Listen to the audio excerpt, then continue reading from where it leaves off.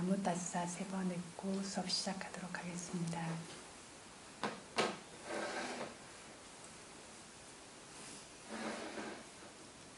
나무따사 바가와토 아라하토 삼마 삼부따사 나무따사 바가와토 아라하토 삼마 삼부따사 나무따사 바가와토 아라하토 삼마 삼부따사.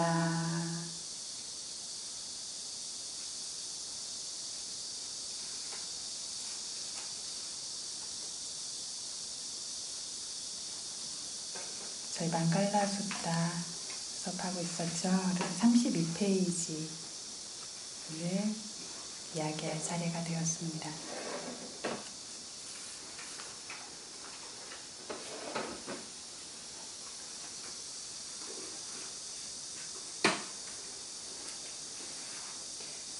페이지 이야기할 차례가 되었는데 늘 하던 것처럼 망갈라 숫다 처음부터 시작해서 저희 이제 마타피토 우파타나라고 시작되는 그 구절까지를 한번 함께 낭송을 하고 나서 공부 시작하도록 하겠습니다. 옆에 어디인지 잘 모르시는 분들 좀 알려주세요. 망갈라 숫다.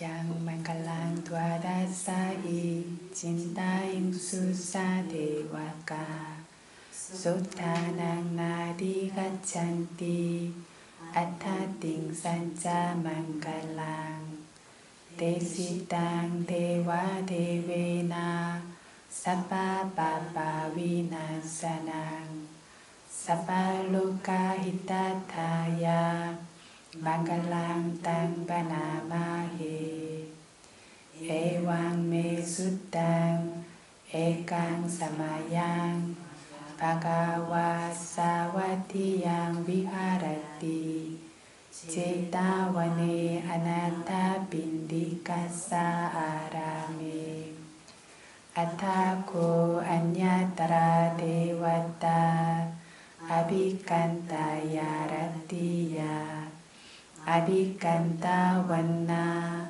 Gewala kapang cita wanang obasetwa Yena bhagavate nupasangkami Upasangkami tuwa bhagavantang abhivadetwa Ekamantang attasi Ekamantang titako Sadewata Bhagavantang Kataya Acabasi Bahudeva Manusaja Mangkalani Acintayung Akankamana Sotanang Pruhi Mangkalamuttanang Asevanaja Halanang Panditanaja Sevana Pujaja pujaneyanang Etang mangkalamuttamang Patirupa desa wasuja Pupeja kata punyata Atta samma panidija Etang mangkalamuttamang Bahusajanja sipanja Vinayuja susikitu Subhashita jaya waja Etang mangkalamuttamang Mata pitu upatanang Buddha darasa sanggahu Anakulaja kanmanta Etang mangkalamuttamang Jariyaja Nyatakananja sanggahu Anawajani kammani Etang mangkalamuttamang 여기까지. 그래서 여기까지만 저희 진도 나갈 수 있을 것 같아요. 그래서 오늘 아나콜라자 깐만따에서 아나콜라 깐만따 이야기할 차례이죠. 그죠? 그래서 32페이지에 아나콜라 깐만따. 앞에서 저희 이것 의미를 해석했었는데 아나콜라 깐만따 그러면 번잡하지 않은 일이 있는 것이 축복의 하나이다 라고 이야기를 했었습니다. 이거 프린트 32페이지. 네. 그래서 아나콜라 깐만따 앞에서 뭐라고 해석했었죠? 번잡함이 없도록 일함. 이것이 축복의 하나이다 라고 이야기를 했습니다. 요거를 저희 그래서 아나콜라 깐만따부터 읽어보도록 하겠습니다. 아나콜라 깐만따 자나티아님 좀 읽어주시겠습니까? 아나콜라 깐만따. 아콜라는 다양한 사람들로 뒤섞인 등에서 뒤섞인 덮고 꽉 참이라는 의미를 가진다. 휴머니티에서는 아콜라를 병동으로 인해 무엇을 해야 할지 모르는 사람, 망연자실한 멍한 사람이라 해석한 뒤 아나콜라의 의미로 산란하지 않고 동요하지 않다, 안정되다, 확고하다, 혼잡하지 않은 말, 문장의 네 가지를 보인다. 여기서는 말이 복잡하지 않은 것만 이야기하지만 모든 복잡하지 않음으로 취해야 한다. 아나콜라 깐만따에서의 아나콜라도 복잡하지 않다는 의미를 뜻하기에 혼잡함이 없는 일이라고 주석선 해석을 한다. 오래된 해석에서는 알라콜라를 장애 없는 이라고 한다. 하지만 알라콜라의 장애라는 뜻은 찾아볼 수 없다. 아콜라의 장애라는 뜻이 있다면 일이 복잡하고 뒤엉키는 원인은 일의 장애들이니 한편으로 적합할 수도 있겠다. 그러나 혼잡하지 않기에 아나콜라라는 주석서와는 들어맞지는 않는다. 어떤 이들은 파괴됨이 없는 이라고 해석하기도 한다. 무슨 소리인지 어려우시죠? 그래서 아나콜라 하면 빨리어에서 반대어가 될 때는 앞에 아가 오죠. 그런데 앞이 아로 시작하거나 이런 식으로 모음으로 시작하면 아아 이렇게 되면 좀 어감이 좋지 않으니까 아하고 니은이 와서 앞에 아나콜라 이렇게 되는 겁니다. 그래서 아콜라의 반대가 뭐냐면 아나콜라가 됩니다. 그래서 아나콜라 깐만따에서 아나콜라라는 말은 아콜라의 반대인데 아콜라가 무슨 뜻이냐면 뒤섞임, 두텁고 꽉 찬 이런 의미를 가질 뿐만 아니라 토마니디라고 하는 책에서는 아콜라라는 말을 병이나 이런 어떤 상황 때문에 뭘 해야 될지 모르고 정신없고 두서없고 불안정하고 동요하고 망연자실하고 멍한 사람이다 라고 이렇게 이야기를 합니다. 아콜라의 의미가 뭔지 아시겠죠? 요거의 반대가 되는 게 아나콜라입니다. 그래서 뭐가 뭔지 모르고 뒤엉켜 있고 정신없는 것들, 두서없는 것들, 멍한 것들, 망연자실한 것들 이런 식으로 해석한 다음에 이 반대가 되는 아나콜라의 의미를 산란하지 않고 동요하지 않는다, 안정되어 있다, 확고하다, 혼잡하지 않은 말과 문장 이 네 가지라고 이렇게 보이고 있습니다. 그래서 혼잡하지 않은 말과 문장이라고 말하지만 혼잡하지 않고 번잡하지 않은 모든 것을 그 의미로 취해야 한다라는 겁니다. 취해야 한다라는 건 이건 빨리어식 그런 표현인데요. 그 뜻으로 여겨야 한다라고 보시면 됩니다. 그래서 여기 아나콜라 깐만따에서의 아나콜라도 번잡하고 복잡하고 뒤엉키지 않은 그런 일을 뜻한다. 그래서 혼잡함이 없는 이라고 주석서에서 이것을 해석하고 있다라고 보시면 됩니다. 예전에 오래된 해석에서는 아나콜라를 장애 없는 이렇게 이야기를 했는데 아나콜라라는 말 자체가 아콜라의 반대이니까 아나콜라가 장애 없는이 되려면 아콜라가 장애가 돼야 되겠죠. 하지만 아콜라라는 말의 장애라는 뜻은 사전적으로 찾아볼 수가 없습니다. 아콜라의 장애라는 뜻이 만약에 있다면 장애라고 하는 것들이 일이 복잡해지고 뒤엉키는 원인이 될 수 있기 때문에 적합하다라고도 볼 수 있겠지만, 그렇지만 주석서에서 아나콜라는 혼잡하지 않은 것이다 라고 설명하고 있는 것과도 들어맞지 않을 뿐만 아니라 아콜라의 장애라는 뜻 자체도 없기 때문에 장애 없는 일이 아니라 혼잡하고 복잡하지 않은 일이라고 해석하는 것이 맞다라는 뜻입니다. 어떤 사람들은 이거를 파괴됨이 없는 일이라고 이렇게 해석하는 경우도 있다라고 여러 가지 견해들을 보여주시고 계십니다. 그래서 일이 번잡하고 혼잡함이 없어야 된다라는 것이 여기서 핵심인데, 이렇게 일에 번잡하고 혼잡함이 없으려면 어떻게 되어야 하는지 아나콜라가 생기는 모습에 대해서 이야기하고 있습니다. 옆에 분 읽어주시겠습니까? 아나콜라가 생기는 모습. 주석서에서는 때를 넘김, 적합하지 않게 행함, 가볍고 부주의하게 행함 등을 일이 복잡하고 엉키는 원인으로 설명하고, 일이 복잡하고 뒤엉키지 않는 원인 대개는 때를 알고 이해함, 시기를 놓치지 않음, 적절하도록 행할 수 있음, 게으르지 않음, 노력과 끈기가 있음, 파괴되도록 망치도록 하지 않음의 5가지를 들어봅니다. 네, 그래서 이 아나콜라라고 하는 번잡하고 복잡한 일이지 않은 일이 굉장히 안정되고 확고하고 이렇게 깨끗하고 정리되어 있는 일이 되기 위해서는 때를 넘기거나 부적합하게 행하거나 가볍고 부주의하지 않게 행해야 된다라는 겁니다.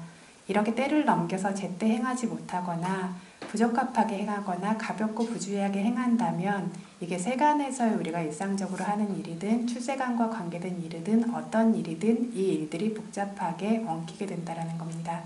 반대로 일이 그렇게 깔끔하게 깨끗하게 잘 되기 위해서는 세간의 일이든 출세간의 일이든 때를 알고 이해해서 시기를 놓치지 않도록 해야 하고, 적절하도록 행할 수 있도록 해야 하고, 게으르지 않아야 하고, 노력과 끈기가 있어야 하고, 망쳐지도록 파괴되도록 하는 원인들이 생기지 않도록 조심함으로써 파괴되도록 하지 않아야 된다. 이 5가지가 있어야지만 일이 복잡하고 엉키지 않는다라고 말하고 있습니다. 이렇게 얘기하고 있는 것들은 우리 실생활에서 이것들이 모두 다 적용할 수 있는 말들입니다. 그래서 어떤 일들을 성공적으로 제대로 할 수 있기 위해서는 이 5가지 조건이 반드시 필요하다라는 겁니다. 다음 부분 읽어주십시오. 어떤 일을 해야 할 시간에 규칙적으로 하면 그 일은 매끄럽게 끝나게 된다. 일에 부족하고 결여됨이 없다. 그렇지 않고 때를 넘기고 나서야 시작해서 하면 일에 단정함이 있을 수 없다. 시간 안에 끝내지 못하고 하나만 채로 치워야 하게 될 것이다. 그래서 때를 넘기는 것은 일을 끝내지 못하거나 일이 깔끔하지 못한 것으로서 일이 복잡해지도록 할 수 있기 때문에 때맞춰 행하는 것은 깔끔하고 매끄럽고 엉키지 않는 일이 될 수 있는 조건의 하나이다. 그래서 어떤 일들을 해야 할 시간에 규칙적으로 하고 해야 할 시간에 때 맞춰서 그것들을 한다면 매끄럽게 그 일이 완성되고 부족하고 결여됨이 없다. 저희들 보통 이것들이 대표적인 것이 해야 할 시간에 규칙적으로 공부하면 공부해야 될 것들을 완전히 끝낼 수 있는데 보통은 벼락치기 한다고 이렇게 하다가 공부할 걸 못 끝내죠. 이제 나중에 사회에 나가서도 해야 할 일들을 미루고 대충 하고 빼먹고 하다가 보면 이것들을 때를 지나서 끝내지 못하거나 그렇게 하다 만체로 치우거나 하기에 됐어도 어떻게 그것을 마쳤어도 일이 깔끔하고 단정함이 있을 수가 없습니다. 그래서 이것들을 미루지 않고 제때제때도 하고 규칙적으로 할 수 있을 때에는 조급함도 없고 하는 동안에도 이것들이 안정적으로 깔끔하게 되고 이것들이 끝났을 때에도 일이 깔끔하게 되어지고 미리 끝나게 되니까 점검하고 완전하게 만들 수가 있다는 겁니다. 그렇지 않을 경우에는 뒤늦게 하게 되니까 일단 마음의 안정감도 없게 되고 이것들이 뭔가 딱 안정되어지고 매끄럽고 깔끔하게 될 수 있지가 않다라는 겁니다. 그래서 미루지 않고 제 시간에 규칙적으로 하는 것들은 저희 큰 스님 얘기하셨던 것처럼 모든 중요한 일에 반드시 필요하다라고 했습니다. 그래서 제 시간에 해야 되고 규칙적으로 해야 되고 늦지 않게 해야 되는 것이 그것이 모든 중요한 일들의 요건이라고 했습니다. 그래서 우리 숨 쉬는 거 안 하고 미루고 있을 수 있습니까? 안 되죠. 규칙적으로도 해야 되고 제때제때 해야 되고 반드시 해야 되고 밥 먹는 거 안 하고 계속 있을 수 있습니까? 그죠? 규칙적으로 제때제때 해야 되는 일인 것처럼 큰 스님께서 이 이야기를 하시면서 수행에 대한 이야기를 하셨죠. 수행 역시 규칙적으로 제때제때 해야 되고 때를 넘기지 않고 할 수 있는 기회가 있을 그때 해야 되는 일이다. 그렇게 됐을 때만 그 하는 일들의 결과가 있습니다. 제때제때 미루지 않고 때 맞춰서 밥을 먹어서 영양가를 얻을 수 있는 것처럼 수행의 일과 같은 일들도 그렇게 함으로써 그것들이 서서히 이것들이 자리 잡히게 되어지고 그것의 결과도 볼 수가 있는 겁니다. 그래서 미루지 않고 해야 되는 일들을 제 시간에 규칙적으로 하는 것이 그 일들이 완성될 수 있는 중요한 요건들의 하나다라고 하는 것들, 때를 아는 것이 첫 번째 요건이라고 했습니다. 다음 부분 읽어주십시오. 적절하도록 행하라. 그 외에도 일과 적절한 장소, 지역, 시간, 시기 등을 선택해서 일해야 일이 매끄럽고 성공적이다. 그렇지 않고 우기가 지나고야 징계를 꺼낸다는 말처럼 시기가 적절치 않거나 모래사막에서 벼를 심는 것처럼 장소와 지역이 적절치 않다면 일이 끝나지 못한다. 끝나더라도 완전치 않다. 이렇게 끝나지 않고 완전치 않은 것을 일이 매끄럽고 깨끗하지 않고 복잡하고 엉킨 것이라고 한다. 그래서 어떤 적절함도 있어야 된다라는 겁니다. 그래서 어떤 예를 들면 그러니까 뭐 우기가 지나고야 쟁기를 꺼낸다라고 하면 시기적절하지 않은 일을 하게 됐을 때 그 일이 별로 효용이 없는 것처럼 모래사막에서 전혀 엉뚱한 장소에서 벼를 심는 것이 전혀 효용이 없는 것처럼 적절함이라는 것도 있어야 되는 거라는 겁니다. 그래서 예를 들면 우리가 어떤 이제 몇 살째 사이도 이런 분들 많이 훈계하실 때 수행하라 그러면 뭐 봉사하고 청소하라 그러면 공부하고 이런 식으로 이제 하는 것들에 대해서 그래서 뭐 공부하는 것들, 수행하는 것들, 이런 것들, 봉사하는 것들 다 선업의 일이고 해야 되는 일이죠. 해야 되는 일이지만 그것이 제대로 된 시기와 장소를 알 수 있는 것도 굉장히 중요한 부분이다. 그런데 모두가 청소하고 있는데 혼자 수행한다라든가 혼자 공부한다라고 앉아있다라면 마음 자체가 불안정하죠. 그리고 어떤 주변에 대한 어떤 조화나 이런 것들이 없기 때문에 스스로에게도 주변에도 그것들이 좋은 영향을 별로 끼치지를 못합니다. 외적으로 볼 때는 물론 중요한 일이고 좋은 일이에요. 근데 좋은 것이 언제나 다 좋지가 않다라는 거죠. 그래서 때와 장소라고 하는 것들이 필요해서 뭔가 하는 것들이 적절하고 그것들이 조화로울 수 있도록 할 수 있어야 된다라는 겁니다. 예를 들면 우리가 직장에서든 아니면 뭐 어떤 단체에서든 가정에서도 마찬가지고요. 직장에서는 상사나 보스가 될 수 있겠고 가정에서도 뭐 책임자가 될 수 있겠고 그렇게 전체를 보고 있는 사람들이 가지고 있는 큰 그림이 있어요. 그런데 큰 그림에 맞게 움직일 수 있는 것도 적절함이겠죠. 그런데 어떤 그런 단체에 있어서 내 뜻대로 내가 하고 싶을 때 하고 내가 하고 싶은 방식으로 한다면 스스로는 그게 충분하고 잘하는 것이라고 여기지만 그것이 적절할 수 있겠습니까? 그래서 어떤 자기 자신이 해줘야 되는 역할을 자기 자신의 자리에서 그것들을 제대로 움직여줄 수 있을 때 그것이 큰 그림이 이렇게 잘 그려질 수 있는데 그냥 이거 뭐 언제든 하면 되고 내가 그냥 하면 되는데 뭐 시간만 맞춰주면 되지 하지만 이것들을 미리 맞춰서 어떤 책임자가 뒤에 그 결과를 확인하고 부족한 게 있으면 더 채워야 될 수도 있고 내가 생각하는 시간과 전체를 보는 사람의 시간이 다를 수도 있죠. 그런데 그냥 내가 하고 싶을 때 내가 하고 싶은 방식으로 하는 것이 그냥 충분하다라고 여긴다라면 이것들은 부적절할 뿐만 아니라 부적절해서 불완전하고 부조화스럽게 됩니다. 그래서 그냥 하는 것만으로 그리고 그냥 내 뜻대로 하는 것만으로 중요한 것이 아니라 어떤 것들이 시간과 장소와 전체적인 것들 이런 모든 것들을 비추어 보아서 적절할 수 있어야 하고 이것은 세간의 일뿐만 아니라 선업을 쌓을 때도 역시 마찬가지라는 겁니다.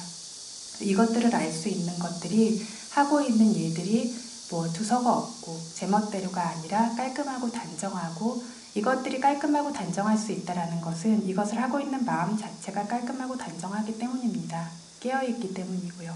그래서 이것들의 결과도 깔끔하고 단정한 방식으로 오게 되어지고 이러한 방식으로 삶도 안정되고 깔끔해지는 겁니다. 그래서 이렇게 두 번째로 적절하도록 행한 적절함을 알 수 있도록 해서 그걸 행할 수 있는 것도 일이 혼잡하지 않고 깔끔할 수 있는 것의 요건이라는 겁니다.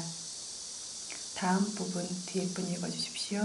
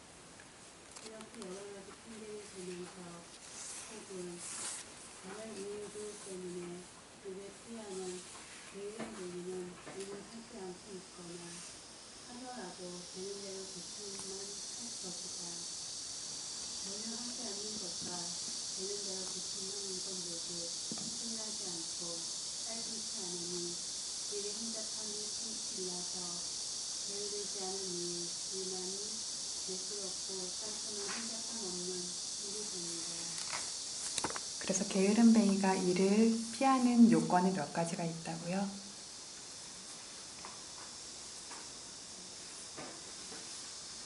덥다고, 춥다고, 배고프다고, 배부르다고, 이르다고, 늦었다고. 이것부터 시작해서 사실 노력을 내지 않는 요건에는 뭐가 더 있어요? 뭐 아픈 직후라고, 뭐 이런 식으로, 아니면 먼 길을 다녀온 여행 직후라고, 이런 식으로 노력을 하지 않는 요건들이 되는데, 그런데 이것들이 노력이 있는 사람들의 경우에는 이런 요건들일 때, 이럴 때 그래도 뭔가 조금 더 해놔야지라고 하면서 오히려 그것을 노력의 요건으로 이 상황을 변화시킨다라는 겁니다.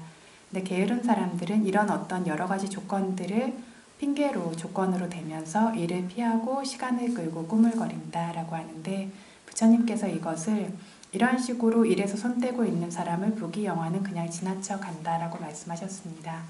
그래서 제가자들의 율의 경이라고 하는 싱갈라의 경에서 부처님께서 이런 사람들은 부귀영화가 지나쳐가고 추위와 더위를 풀조가리 정도만큼도 개의치 않고 열심히 일하는 사람만이 부귀와 행복과 멀어지지 않는다라고 부처님께서 설하셨습니다. 어떠세요? 그렇게 일하세요? 수행하실 때도 마찬가지죠.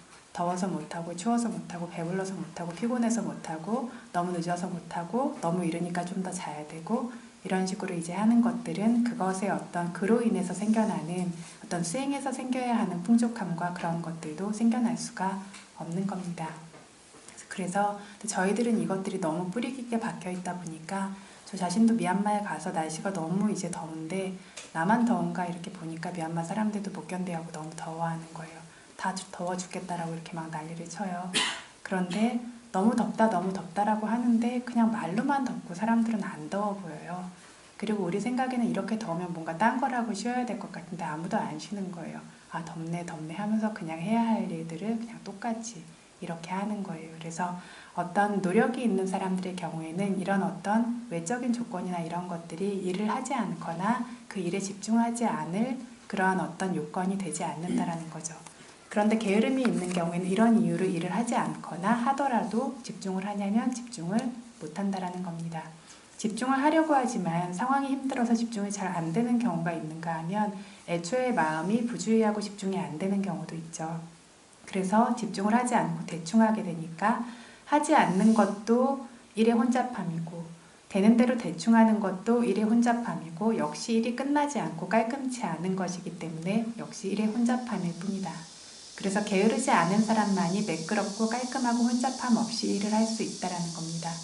게으름이라는 것이 있을 때에는 늘 일에 불완전함이 있고 이것들을 계속 미루게 되고 그리고 이것들이 어떤 완성되는 그 조건이 잘 보이지 않아요. 그러니까 게으름이라는 것이 일단 마음에 딱 자리를 잡게 되면 이게 100을 해야 완성되는 일이라고 했을 때 80만 해도 됐다라고 여기게 되는 그런 마음들이 생겨나게 됩니다.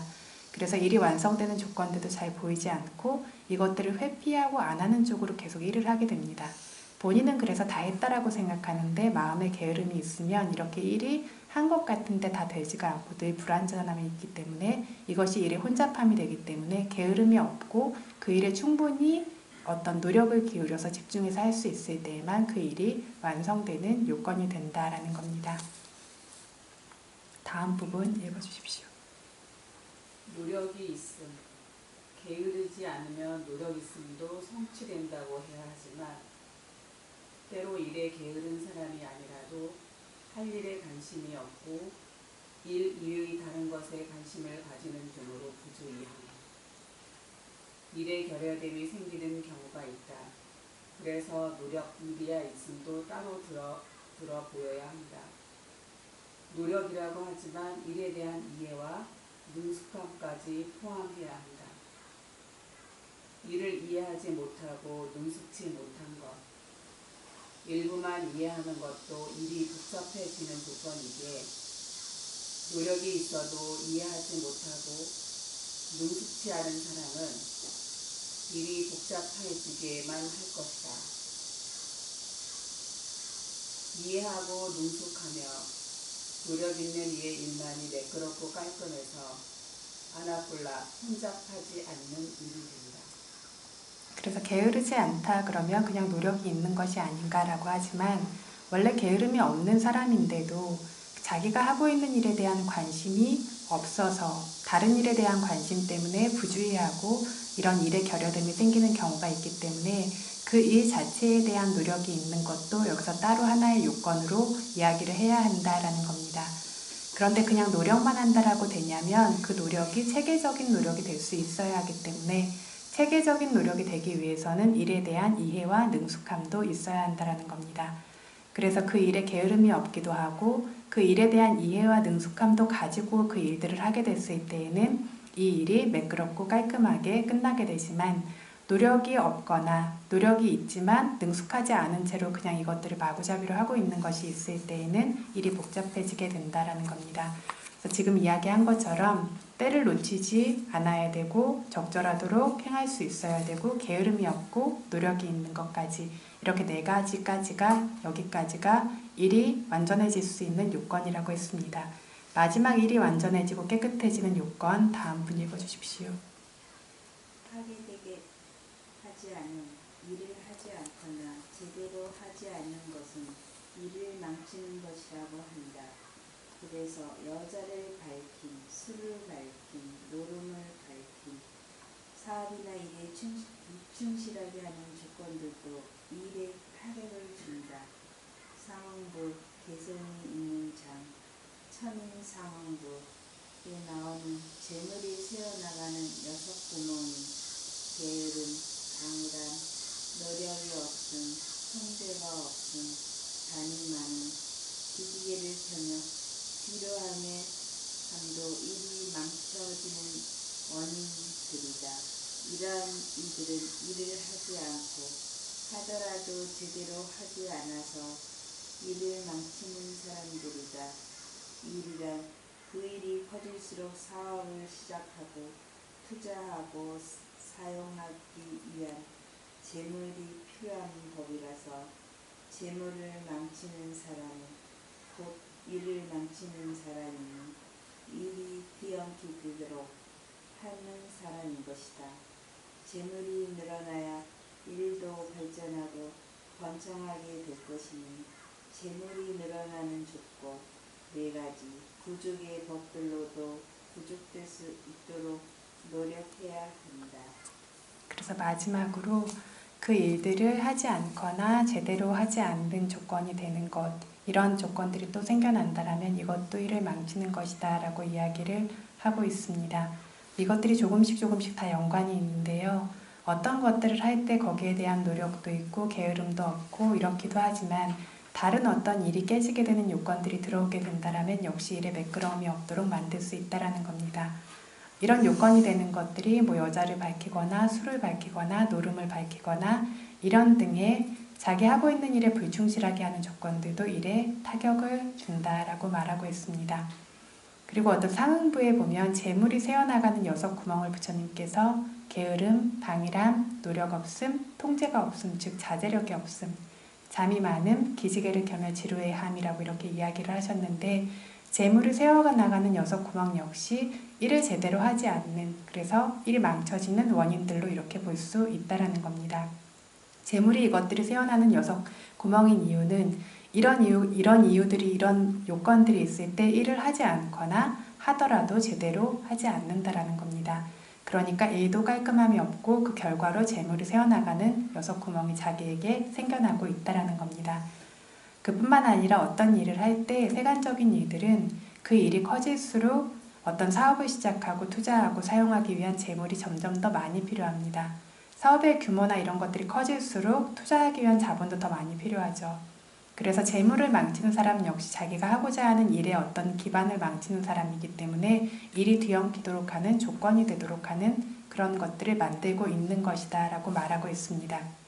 그래서 재물이라고 하는 것들이 늘어날 수도 있어야 하고 이것들이 바탕으로 존재하고 있어서 있을 때에만 그 일도 더 커지게 발전되고 번창할 수 있을 것이기 때문에 재물이 늘어나고 재물을 지킬 수 있는 조건들 이 4가지 구족의 법들로 구족될 수 있도록 할 때에만 또 이 일들이 완전해질 수 있는 것에 보조가 될 수 있다라고 말하고 있는 겁니다. 그래서 재물이 늘어나는 조건 4가지 세간적인 이야기들도 굉장히 많이 나오죠. 그래서 부처님 법에 어떤 깨달음을 얻는 것뿐만 아니라 삶에서 살아가면서 필요한 요건들에 대한 이야기들도 굉장히 많이 해놓으셨습니다. 재물이 늘어나는 조건 4가지 구족의 법이 나와 있습니다. 이거 다음 분 읽어주십시오.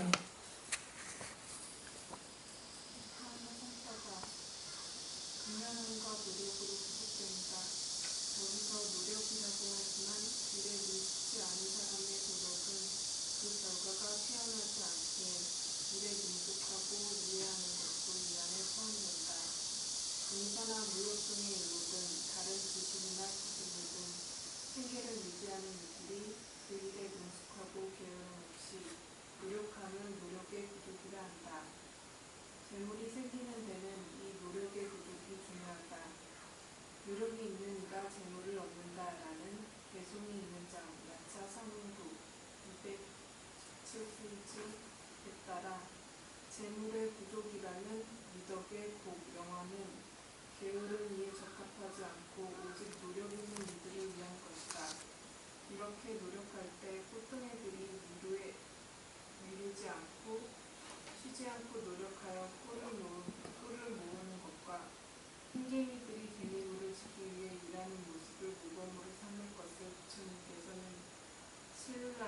신갈라의 경에서 설하셨다. 재물이 부족되는데 첫 번째 요건이 뭐라고요? 근면함과 노력이 첫 번째라는 겁니다. 그런데 그냥 근면함과 노력이냐면 능숙하고 게으름 없이 노력하는 겁니다. 그냥 그래서 되는 대로 그냥 막 노력만 하는 것이 아니라 능숙하게 체계적인 노력이라고 하는 겁니다. 저희 큰 스님 자주 하시던 말씀에 체계적인 노력에는 반드시 결과가 있다라는 말씀을 자주 하시는데 이것이 그냥 하시는 말씀이 아니라 이것들이 경전에 근거해서 이야기하시는 건데 노력도 있고 그 노력의 마구잡이가 아닌 체계적인 어떤 능숙한 노력일 수 있을 때에는 그게 세간의 영역이든 출세간의 영역이든 반드시 그 결과가 있습니다. 그래서 노력하는 이가 재물을 얻는다라고 이렇게 이야기를 했어요. 그런데 그 노력이 능숙한 노력이어야 되는데 능숙한 노력이라는 것은 사실 깨어있음이 필요하죠. 우타하나라는 말을 지금 우리가 근면함, 노력으로 해석을 했습니다. 우타하나라고 하는 말은 그런데 일어난다, 깨어나다, 활기 있다, 그런 어떤 근면함, 열이 이런 의미들을 같이 가지고 있습니다. 그래서 이 노력이라고 하는 것들이 마음이 깨어있고 깨어나고 활기 있고 이렇게 있을 수 있는 그런 종류의 힘이라고 보시면 됩니다. 이것들이 있는 사람이 재물을 얻는다라고 했습니다. 그러면서 부처님께서 제가자들에게 어떤 삶의 어떤 규범처럼 이야기하셨던 신갈라의 경에서 꽃등애들이 눈에 보이지도 않을 정도로 작은 양의 꿀이지만 계속 모아서 어떤 꿀이 굉장히 많이 생겨나는 것들, 이것들을 예로 모범으로 삼으면서 어떤 재물을 얻기 위한 노력을 제가자들은 해야 한다라고 말씀하셨고, 흰개미들을 개미굴을 짓기 위해서 일하는 모습을 모범으로 삼아라 라고 하셨습니다. 흰개미들이 어떤 개미굴을 짓기 위해서 노력하는 것들이 저희 눈에는 보이지 않아요. 근데 흰개미굴을 보신 분이 계실지 모르겠지만 남방이나 이런 데 가면 엄청나게 큰 어떤 개미무덤 같은 것들이 있죠. 그래서 보이지 않지만 조금씩 그것들을 모으는 것이 나날이 정말 무서운 속도로 불어납니다. 그래서 나날이 그것이 불어나서 이게 엄청나게 큰 개미굴을 만들게 됩니다. 저 속도로 모아서 저게 언제 불지 하는데 하루하루가 다르게 정말 빠르게 불어나요. 그게 끊임없이 그것을 노력하고 있기 때문에. 그래서 원래 그렇게 부처님 말씀처럼 재물이 구족되기 위해서 행한다라는 것은 어떤 큰 복이 있어서 나에게 뭐가 오겠지라고 하는 것이 아니라 현재에 충실하고 작은 것에 충실한 겁니다. 현재에 충실하고 작은 것에 충실하고 그것에 충분히 어떤 깨어있는 능숙하고 근면한 노력을 다해서 이 작은 것들이 모여서 큰 것이 되는 것이지 언젠가 나에게 큰 것이 오겠지라고 하는 것이 바른 삶의 태도가 아니라는 겁니다. 그래서 이것이 첫 번째 어떤 재물이 구족되는 요건인 노력이라고 하는 것, 근면함이라고 하는 것입니다. 다음 분 읽어주십시오.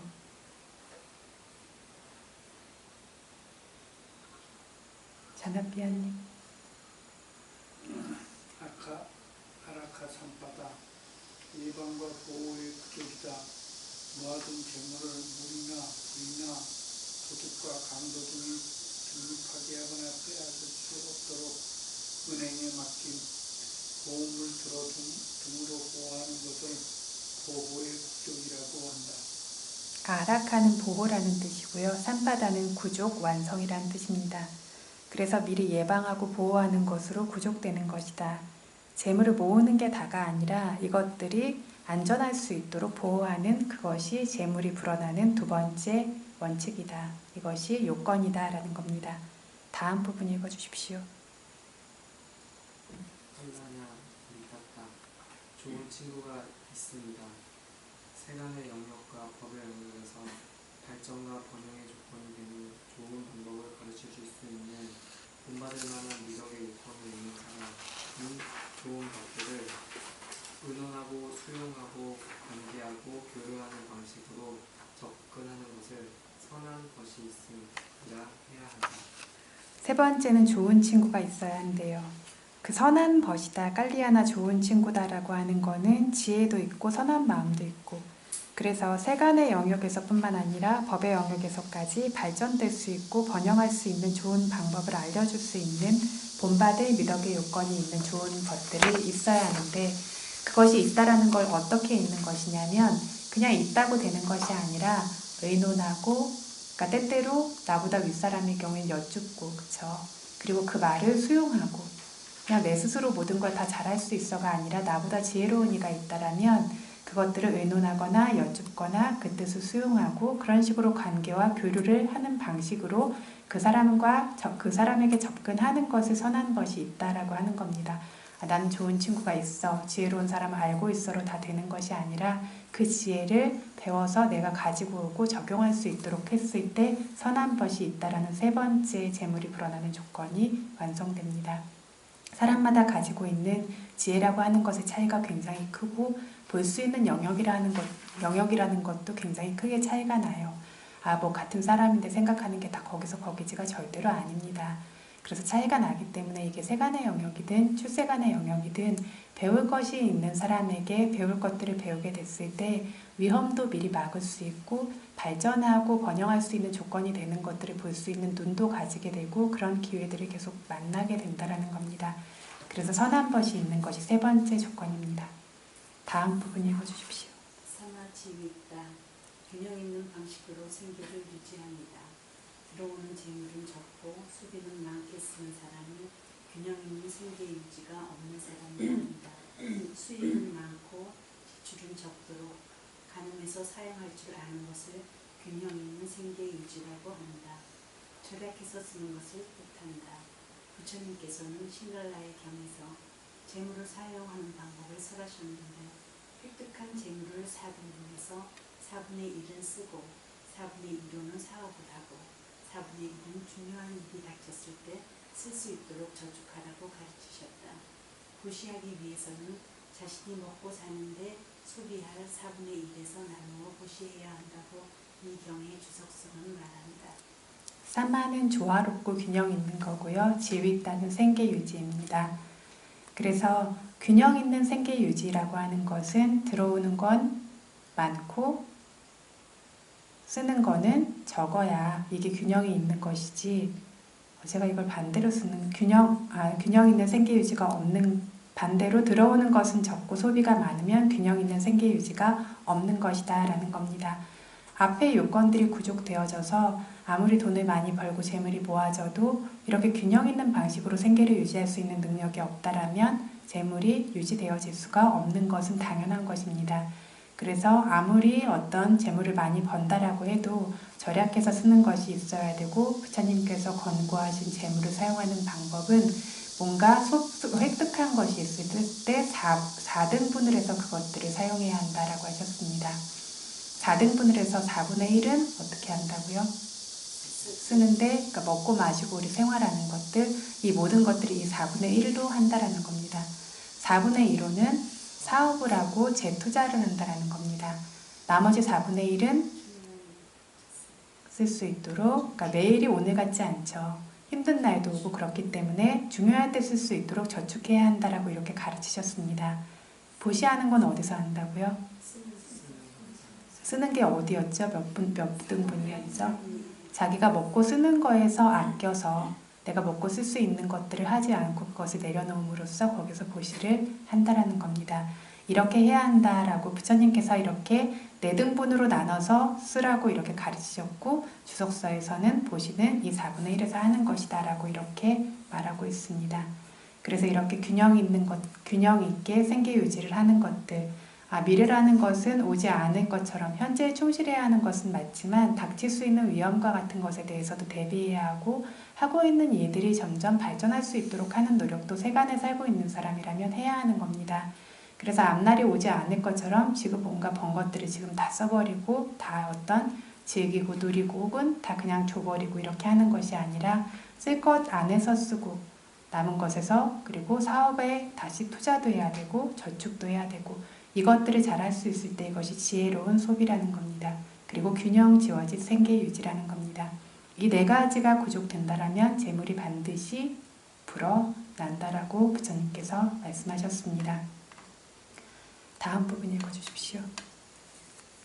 대부분은 번잡하지 않은 일을 통해 재물을 얻고 그 재물을 의지해서 사용하고 누릴 수 있고 내 생의 행복을 얻는 등의 이익을 얻을 수 있기에 이것은 축복이다. 특히 이 번잡하지 않은 일을 통해 증지부, 내 유통품, 채무 없음의 경에서 설하신 4가지 행복을 얻을 수 있다. 그 행복들은 1. 소유의 행복, 내게 있다고 생각하게 될 때 생겨나는 행복, 노력해서 일함으로써 재물을 얻었을 때 내게 재물이 있다고 생각할 때마다 생기는 마음의 행복, 기쁨, 만족감이다. 2.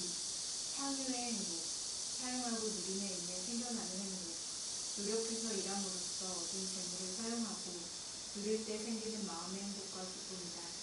3. 채무 없는 행복, 빚이 없어서 생겨나는 행복, 빚을 지고 있는 사람은 그 빚 때문에 늘 근심 걱정해야 하고 빚을 갚을 수 없을 때는 마음이 고통스러워야 하고 채권자들의 재촉과 의존장을 겪어야 하고 소송을 당하게 되는 등 아주 고통이 많다. 노력해 일해서 재산이 풍족해진 사람에게 이 빚이라는 고통이 앞서서 자신의 채무 없이 풍족함을 떠올릴 때마다 만족과 기쁨, 즐거움이 생기는 마음의 행복이다. 4.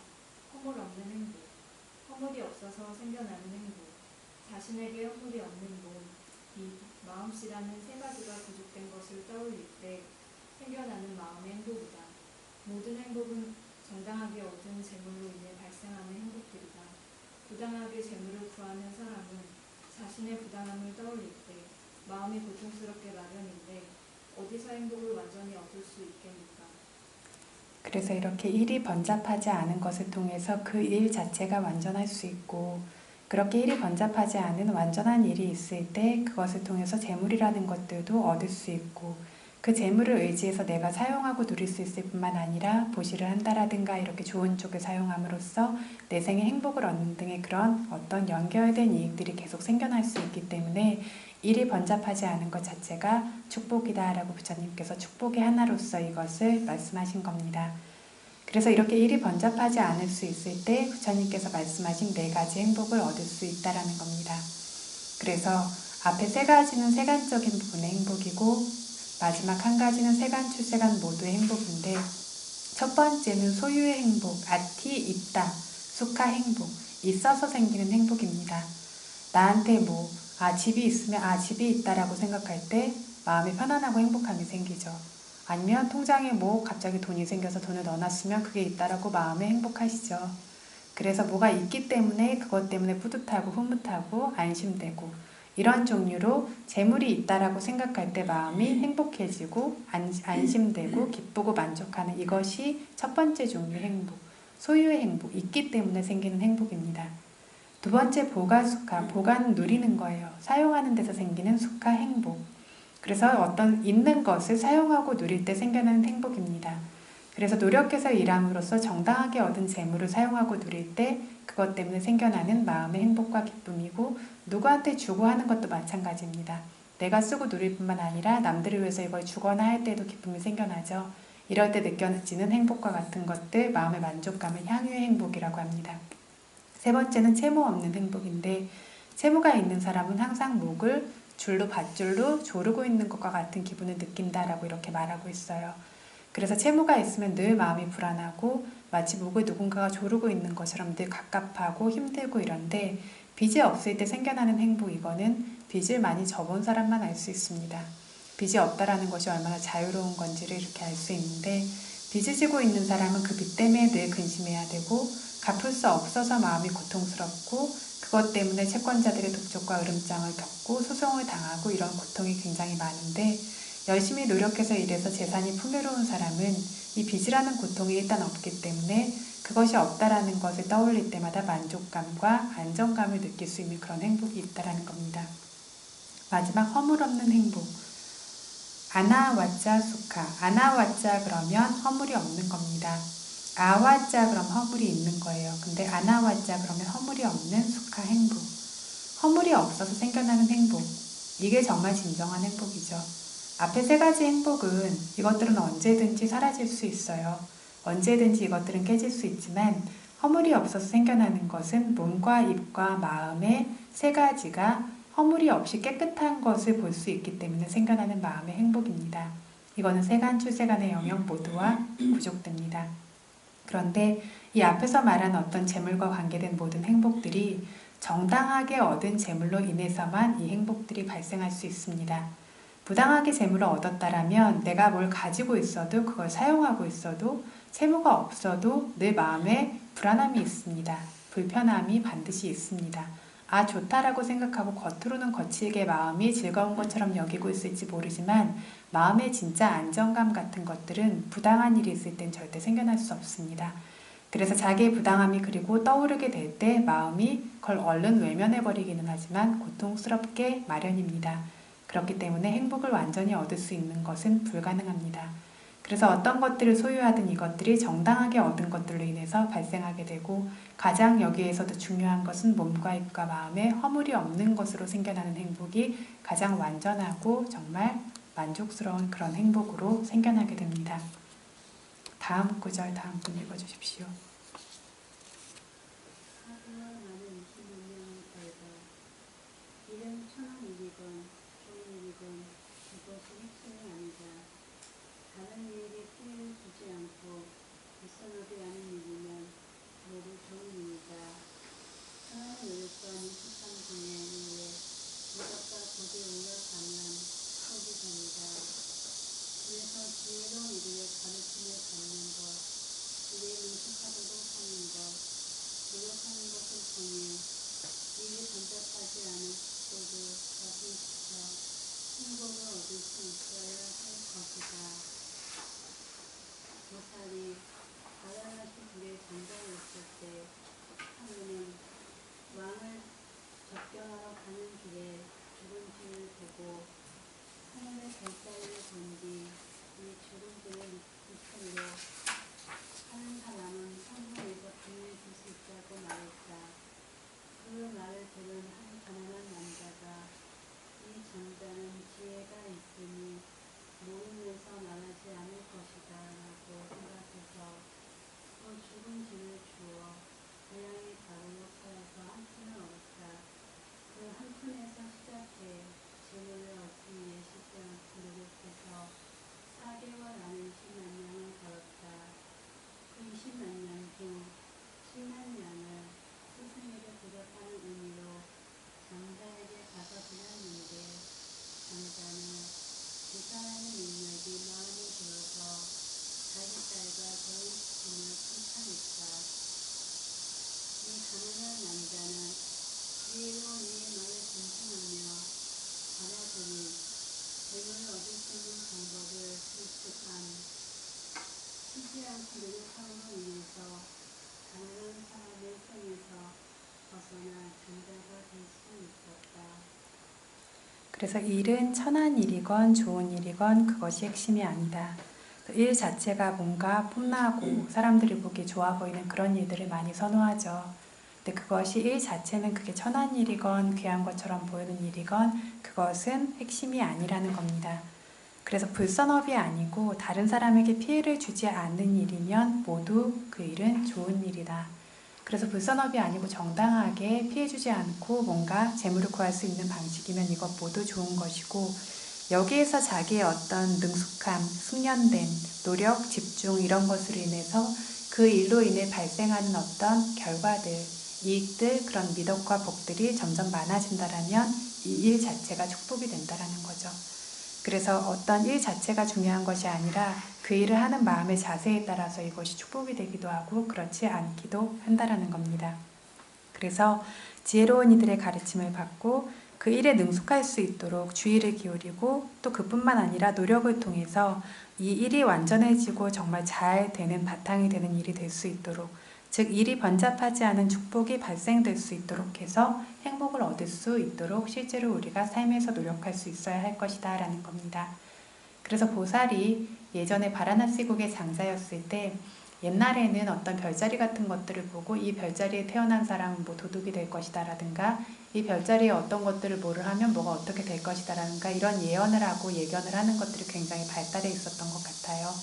근데 왕을 접견하러 가는 길에 땅에 죽은 쥐를 보고 하나의 별자리를 본 다음에 이걸 미천으로 해서 뭔가를 지혜로운 사람이 노력한다라면 성공하고 큰 돈을 벌 수 있다라는 말을 혼자 중얼거리고 갑니다. 굉장히 가난한 남자가 옆에 있다가 그 말을 듣고 아, 저렇게 지혜로운 사람이 한 말이니까 모르면서 말하지는 않았을 것이라고 생각해서 그 죽은 쥐를 주워서 일단 가지고 가요. 그러다가 고양이 밥으로 팔아서 한 푼을 얻었습니다. 그 한 푼에서 시작해서 그 한 푼으로 뭐 풀 같은 걸 사기도 하고 어떤 뭐 단 것들을 사기도 하고 이런 식으로 계속 쉬지 않고 노력하면서 이것들을 불려서 4개월 만에 이 사람이 20만 냥을 버는데 그동안에 그 당시에 20만 냥이라고 하는 돈은 굉장히 큰 돈이었죠. 그래서 이 20만 냥을 벌어서 10만 냥을 그 장자에게 가서 그분에게 어떤 지혜를 받아서 내가 이걸 번 거니까 스승에게 보답한다라는 의미로 갖다 드립니다. 그래서 장자가 이걸 왜 나한테 주냐라고 하니까 이 사람이 그동안 있었던 일을 쭉 설명해요. 아, 이 사람이 지혜가 있으니까 그냥 이렇게 듣는 말들도 그렇게 스쳐보내지 않고 흘려보내지 않고 이것을 실제로 노력해서 이렇게 좋은 결과를 이뤄냈구나라고 하고 이 사람의 능력이 마음에 들어서 자기 딸과 결혼을 시킵니다. 그래서 이 사람이 지혜로운 사람의 말을 그냥 흘려보내지 않고 존중하면서 받아들이고 재물을 얻을 수 있는 방법을 볼 수 있는 지혜도 가지고 있었고 계속해서 그 노력을 기울임으로 인해서 4개월 만에 20만 냥을 벌었을 뿐만 아니라 가난한 사람의 생에서 벗어나서 장자의 부인과 결혼해서 자기도 어떤 장자가 될 수 있었다라고 본생단에서 보여주고 있습니다. 다음 부분 읽어주십시오. 주의점. 이 개송에서 어머니 분양과 아버지 분양이 둘로 나누어야 4가지 축복이 된다. 이렇게 4가지로 치해야 주석사에서 합해 보인 것처럼 38가지 축복이 채워진다. 그런데 이 부모님 분양을 둘로 나누듯 처자식 부양도 자식 부양과 아내 부양을 2가지로 나누면 축복이 5가지가 된다. 이렇게 2가지씩 나누지 않고 합해서 취하면 3가지 축복이 된다.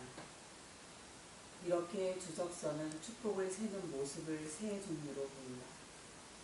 이 분류에 따라 알 수 있는 것은 38가지라는 숫자가 정확히 확정된 규정이 아니라 38가지 이상이나 이하로 헤아려도 허물이 없다는 것이다. 5가지 축복이라고 치해서 39가지 축복이라고 헤아리는 것과 3가지로 치해서 37가지 축복이라고 헤아리는 것도 주석서가 제한하지 않고 허용했다는 의미다. 무슨 얘기인지 이해되십니까? 이번 개송에서 축복 몇 개라고 이야기했었는지 기억나십니까? 3개요? 그런데 제가 뭐라고 나와 있다라고 했냐면 번역에 이 4가지가 라고 나와 있었죠.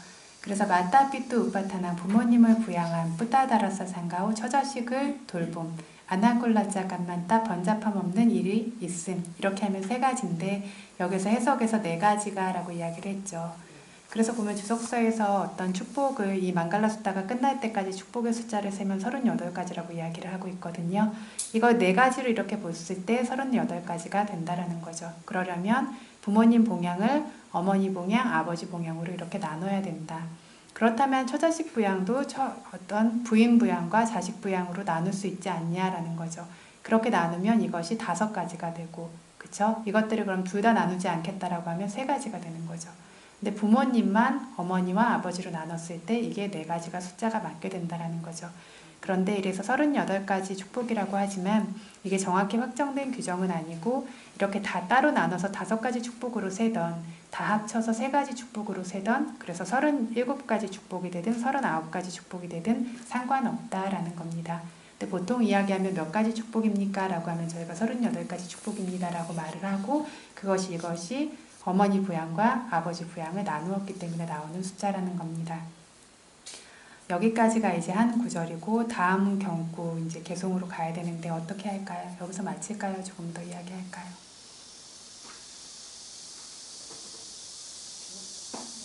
네? 그래서 단한자 단마자리 야자 이거 조금 전에 우리 읽었었는데 한 번 더 다시 읽도록 하겠습니다.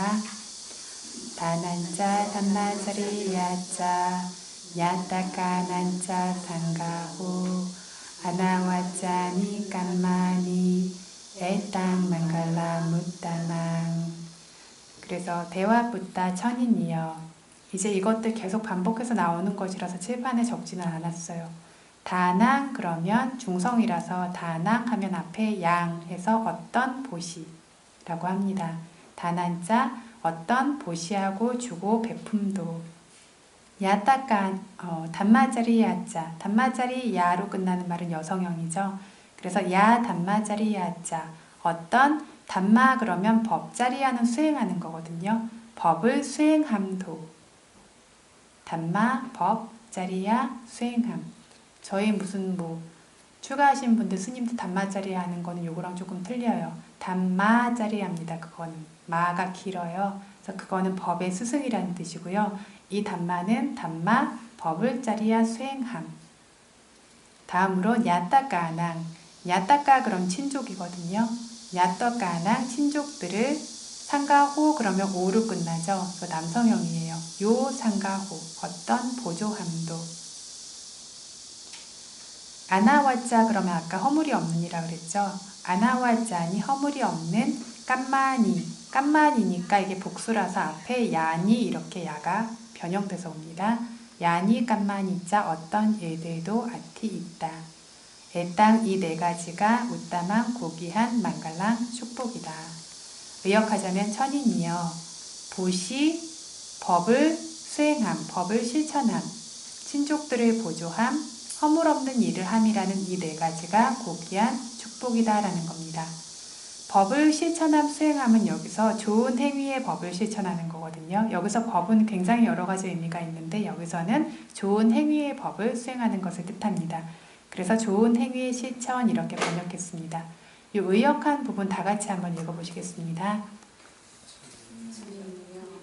보시, 좋은 행위의 실천, 친족들을 보조함, 허물이 없는 일들을 함이라는 이 네 가지가 고귀한 축복이다. 그래서 그 중에 첫 번째가 다나 보시입니다. 이 다나라는 말에 대해서 먼저 설명을 하고 있습니다. 그래서 다나 이거 그 다음 분 읽어주시기 바랍니다. 어떤 분까지 읽으셨죠? 보시를 보시하다. 이 일부 장소에서는 보시할 물품을 뜻한다. 보시된다. 그래서 다나라고 한다. 또한 의지가 있어야 보시가 이루어진다. 의지가 없으면 보시가 이루어지지 않는다. 그래서 보시가 생기는 것에는 의지가 그 원인이기에 보시가 생기는 주권의 의지도 보시라고 한다. 이 의지를 통해 보시된다. 그렇게 보시의 주권이 되기에 다나라고 한다. 여기까지 일단 먼저 간단하게 설명드릴게요. 이거는 단어 자체를 분석해 놓은 건데 다나라고 하는 말 저희 보시라고 알고 있죠. 그런데 다낭 데이띠 그러면 보시를 보시한다. 다나를 보시한다가 되는데 여기서 다나라는 말은 보시할 물품, 보시할 그 기반이 되는 어떤 것을 말해요. 어떤 그 기반이 되는 물품이 있어야 보시가 이루어질 수 있죠. 그래서 보시할 물품 자체도 다나라고 부릅니다. 이때에는 보시되어진다라는 의미에서 그 다나라는 말이 파생되었어요. 그리고 두 번째로는 의지가 있어야 어떤 보시가 이루어지죠. 그래서 그 의도라고 하는 것이 없이는 보시가 이루어지지 않기 때문에 보시가 생기는 조건이 되는 의지, 그것도 보시라고 부릅니다. 그래서 이 의지를 통해 보시 된다. 그렇게 이렇게 보시의 조건이 되기 때문에 보시하는 어떤 이유가 되기 때문에 수단이 되기 때문에 다나 보시라고 한다. 다나라고 부른다라는 겁니다. 다나라는 말 자체를 가지고 얘기할게요. 저희가 다나 그럼 보시 하는데 다나라는 말이 첫 번째 의미로는 보시물이라는 뜻을 가지고 두 번째는 보시가 이루어지게 만드는 기반의 원인이 되는 의지를 보시하는 의지를 말한다는 것. 이 두 가지 의미로 정리해서 이해하시면 되겠습니다. 두 가지 의미 뭐라고요? 다나의 의미? 네, 그렇게 두 가지로 정리하시면 됩니다. 뒷부분 계속 읽어주십시오. 그 외에도 물건에 집착하는 탐욕이 있는 이에게는 보시가 생기지 않는다. 탐착 없는 무탐이 있는 이에게만 보시가 생긴다. 그래서 무탐도 보시가 생기는 조건이기에 그 의지와 결합된 무탐도 보시라고 주석서는 해설한다. 자, 여러분 지금 다나라고 하는 말의 세 번째 의미가 나왔어요. 어떤 물건에 집착하는 탐욕이 있는 사람은 절대 줄 수가 없어요. 그죠? 그래서 어떤 보시라고 하는 것도 역시 번뇌를 제거하는 작업이라고 했어요. 탐욕을 끊어낼 수 있고 탐착 없는 무탐이 생길 때에만 보시라고 하는 것이 생겨날 수 있습니다. 그래서 무탐이라고 하는 탐욕 없는 것도 보시가 생기는 조건이기 때문에 보시를 하려고 하는 의지와 함께 생겨나고 있는 무탐이 있어야 그 의지가 생기겠죠. 그렇게 함께 생겨나고 있는 그 의지가 생겨나는데 어떤 조건이라고도 볼 수 있는 그 무탐도 다나라고 부른다라는 겁니다. 그래서 첫 번째 다나는 보시물, 두 번째 다나는 보시의 의지, 세 번째 다나는 그 의지와 함께 생기는 무탐이라고 이렇게 다나의 의미를 이해하시면 된다라고 이것들을 해설하고 있습니다. 다음 부분 읽어주십시오.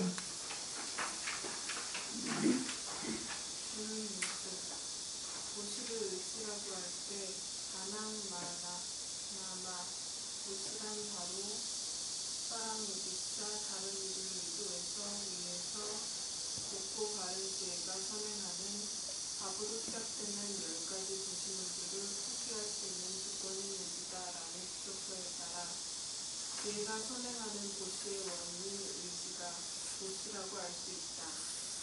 지혜가 선행한다고 할 때 이는 업과 업의 결과를 알고 이해하는 만이 자신의 소유물이라는 존경이 있어야 한다는 것을 말한다. 보시로 인해 좋은 결과를 얻을 것이라고 아는 것이다. 지혜가 선행해야 한다고 하니 이 지혜가 없으면 보시가 안 된다고는 여기면 안 된다. 지혜가 결합된 최고의 산업이 될 수 있도록 설한 것일 뿐이다.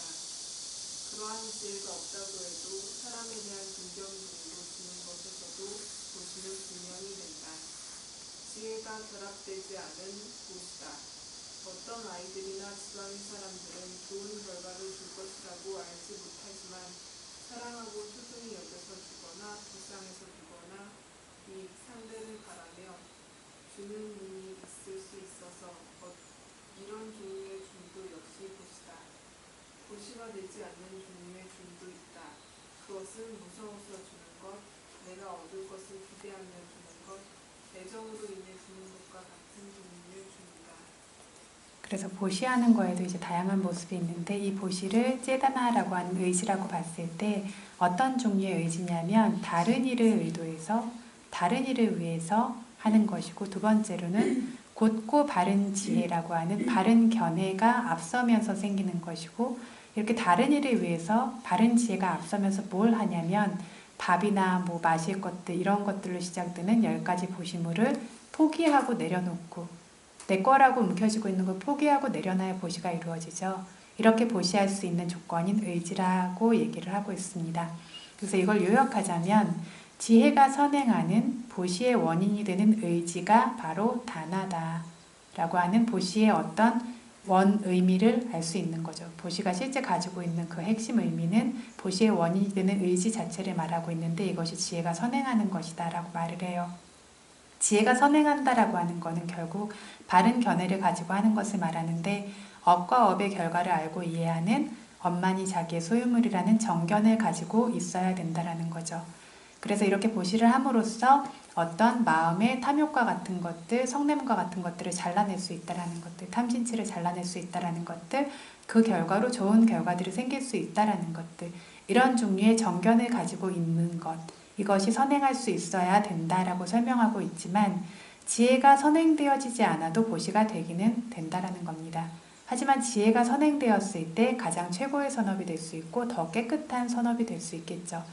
그래서 어떤 사람에 대한 존경으로 준다라든가 하는 것들은 신심과 같은 좋은 마음으로 주지만 이때에도 탐욕과 성냄은 없기 때문에 상대한테 줄 수 있어요. 하지만 지혜가 없을 수 있죠. 지혜까지 결합되어 있다라면 탐진치 세 가지가 없는 최고의 보시가 되는 겁니다. 그래서 아이들이나 어떤 불법이나 이런 어떤 업에 대한 것들, 바른 견해에 대해서 모르는 사람들은 좋은 결과가 생길 것이라는 건 알지 못하지만 이 좋은 결과라는 건 꼭 내세의 결과를 얘기하는 것이 아니에요.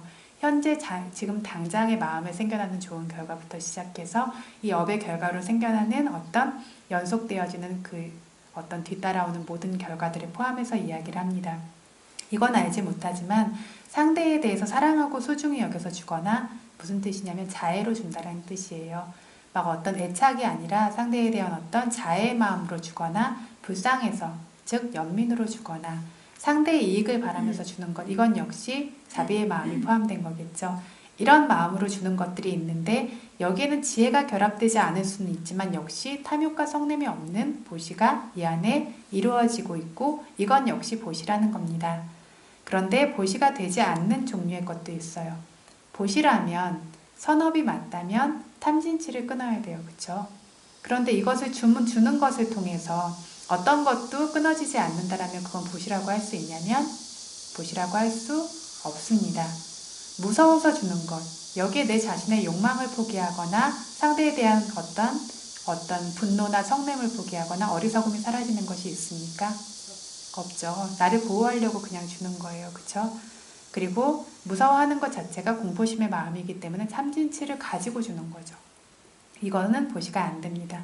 내가 얻을 것을 기대하며 주는 것, 이건 역시 탐진치가 제거되는 보시가 맞습니까?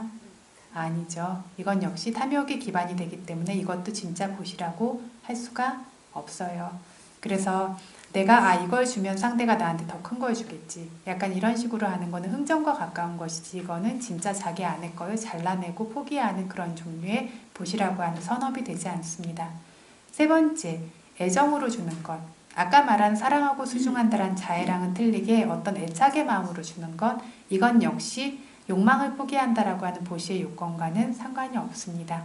그래서 이건 역시 보시가 되지 않는다라는 겁니다. 그래서 진짜 보시가 되는 것이 어떤 것이냐면 가장 좋은 것은 지혜가 선행하고 있어야 되고 그래서 상대를 위해서 내 것을 포기할 수 있는 것들, 그것이 진짜 보시가 된다라고 이해하시면 됩니다. 다음 부분 읽어주십시오.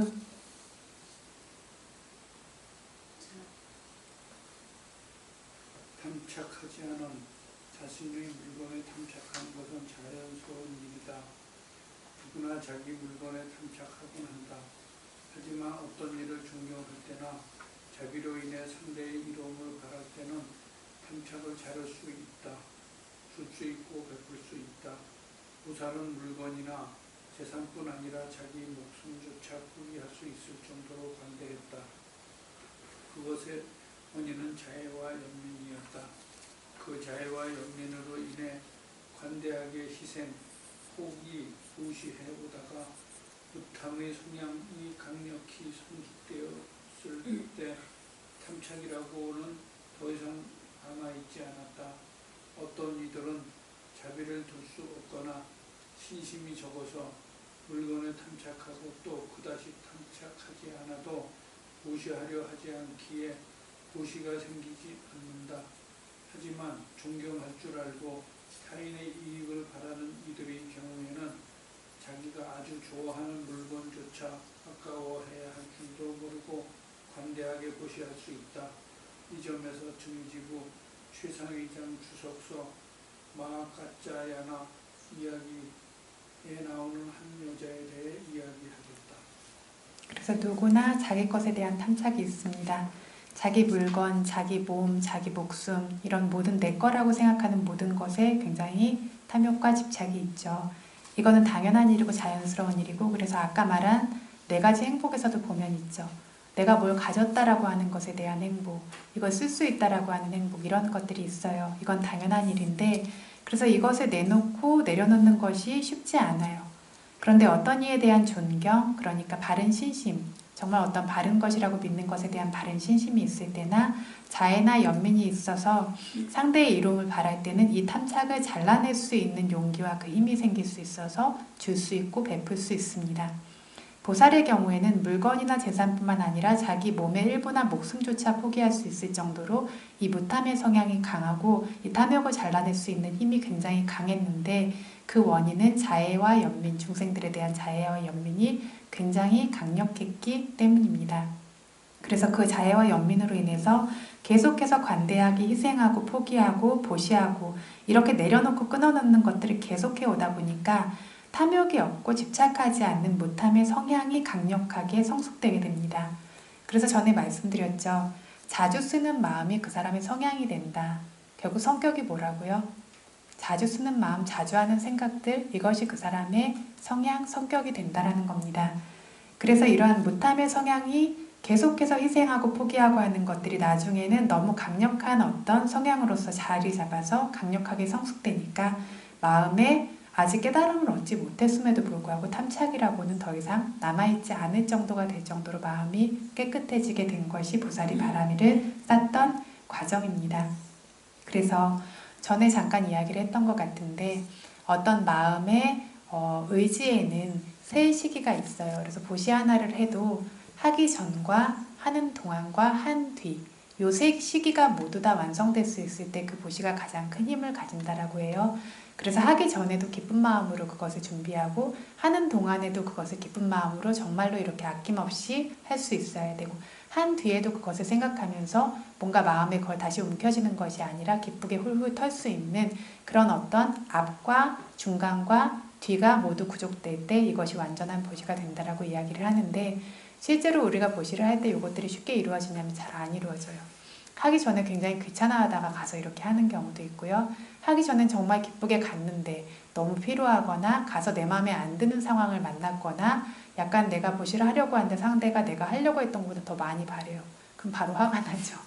이런 것처럼 하는 동안에 그 어떤 마음이 신심이 깨지기도 하는가 하면 좋은 마음으로 가서 하고 할 때도 기쁘게 했는데 되돌이켜서 생각하니까 약간 아깝기도 하고 이런 것들이 괜히 했다. 뭐가 내가 보시를 했는데 그 상대가 나중에 하는 행실이나 보니까 마음에 안 들어요. 그러면 그것들이 후회되기도 하고 이런 식으로 처음과 중간과 끝에 세 시기의 어떤 좋은 의지 중에 하나는 반드시 깨지기가 쉽습니다. 이 세 가지 모두가 계속 완전한 보시가 생기기가 쉽지가 않아요.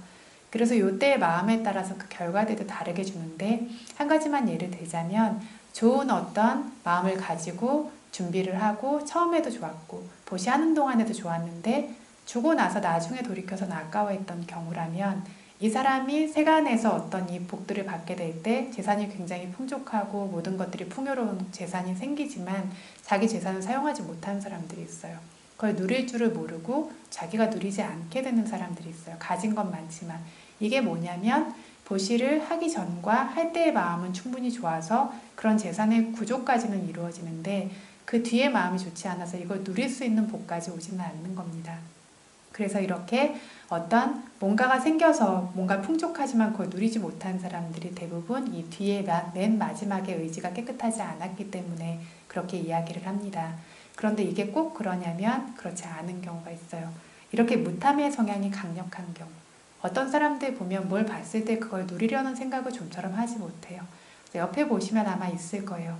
어떤 사람은 뭐 하나를 보시하기 위해서 정말 많이 자기의 인색함을 바라보고 끊어내고 막 노력을 해서 어떤 것을 줘야 하는 사람이 있는가 하면 어떤 사람은 아무리 귀한 걸 갖다 줘도 그거에 내가 쓸 생각을 별로 못해요.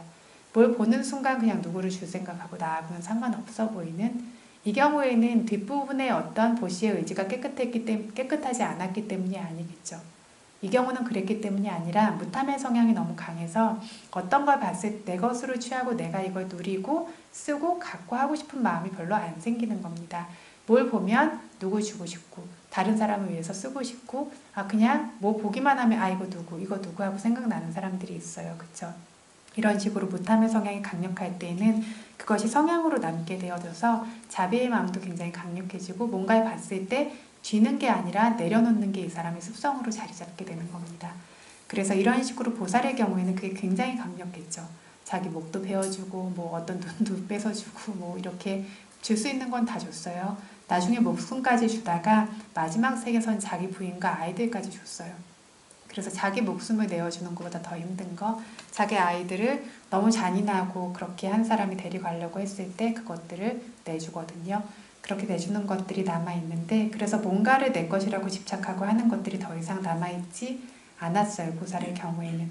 그런데 어떤 사람들은 자비의 마음을 둘 수 없거나 신심이 적어서 물건에 탐착하거나 그래서 못 주거나 탐착이 없어도 보시하려는 마음 자체가 생기지 않아요. 그것들을 끊어내고 뭔가 이것들을 다른 사람에게 베풀려고 하는 마음 자체가 생기지 않기 때문에 보시가 생기지 않는데, 반대로 어떤 신심의 마음으로 존경할 줄도 알고 타인의 이익을 바라는 사람들의 경우에는 자기가 정말 좋아하고 원래 집착해 하던 것들조차 아까워해야 되는지 모르고 관대하게 보시할 수 있는 경우가 있다라는 것을 예로서 이야기하겠다라고 말하고 있습니다. 이 부분 다음 분 읽어주십시오. 부신의 후한 여자. 짠다밥 줬다 왕이 부처님을 모셔오라고 가짜야나 청년을 보내 그는 뒤따르는 7명과 함께 부처님께 갔다. 부처님의 법을 듣고는 모두 아라한이 되었다. 아라한이 된 뒤 부처님께 짠다밥 줬다 왕의 초청을 말씀드리자 부처님께서는 그대가 가도 왕은 존경할 것이다 라고 하시며 까짜야나 존자만 보내셨다. 존자도 뒤따르는 7분과 함께 왕에게 가셨는데 가는 길에 텔라마날리라는 한 작은 마을에 도착했다. 그 마을에는 장자의 딸 2명이 있었는데 하나는 재산을 잃고 가난해져서 유모를 의지해 생계를 유지해야 했다. 하지만 외모가 아름다울 뿐만 아니라 머리카락도 아주 아름다웠다. 다른 하나는 재산은 있지만 머리카락이 없었다.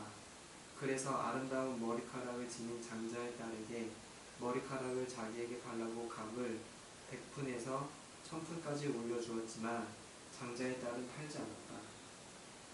존자님들도 그 마을에서 탁발을 하셨는데 아름다운 머리카락을 지닌 장자의 딸이 그것을 보고 오 존자님들께서 아직 공양을 받지 못하셨는데 내게도 보시할 것이 없구나 라는 생각에 마음이 좋지 않았다. 그때 자기 머리카락을 친구인 장자의 딸이 사려고 했던 것이 기억하고는 존자님들을 모시게 해 집안에 계시도록 했다. 그리고 방 안에 들어가서 유모에게 머리카락을 자르라고 시켰다. 장자의 딸은 의지가 아주 강렬해서 자기가 너무나 아까워하고 좋아하며 집착하던 머리카락을 자르는 것이 아무렇지도 않았지만 유모는 이렇게 아름다운 머리카락을 자르는 것이 너무 아깝고 너무 슬퍼서 가슴을 손으로 감싸준 채 눈물을 멈추지 못했다. 그 뒤 존자님들이 못보시게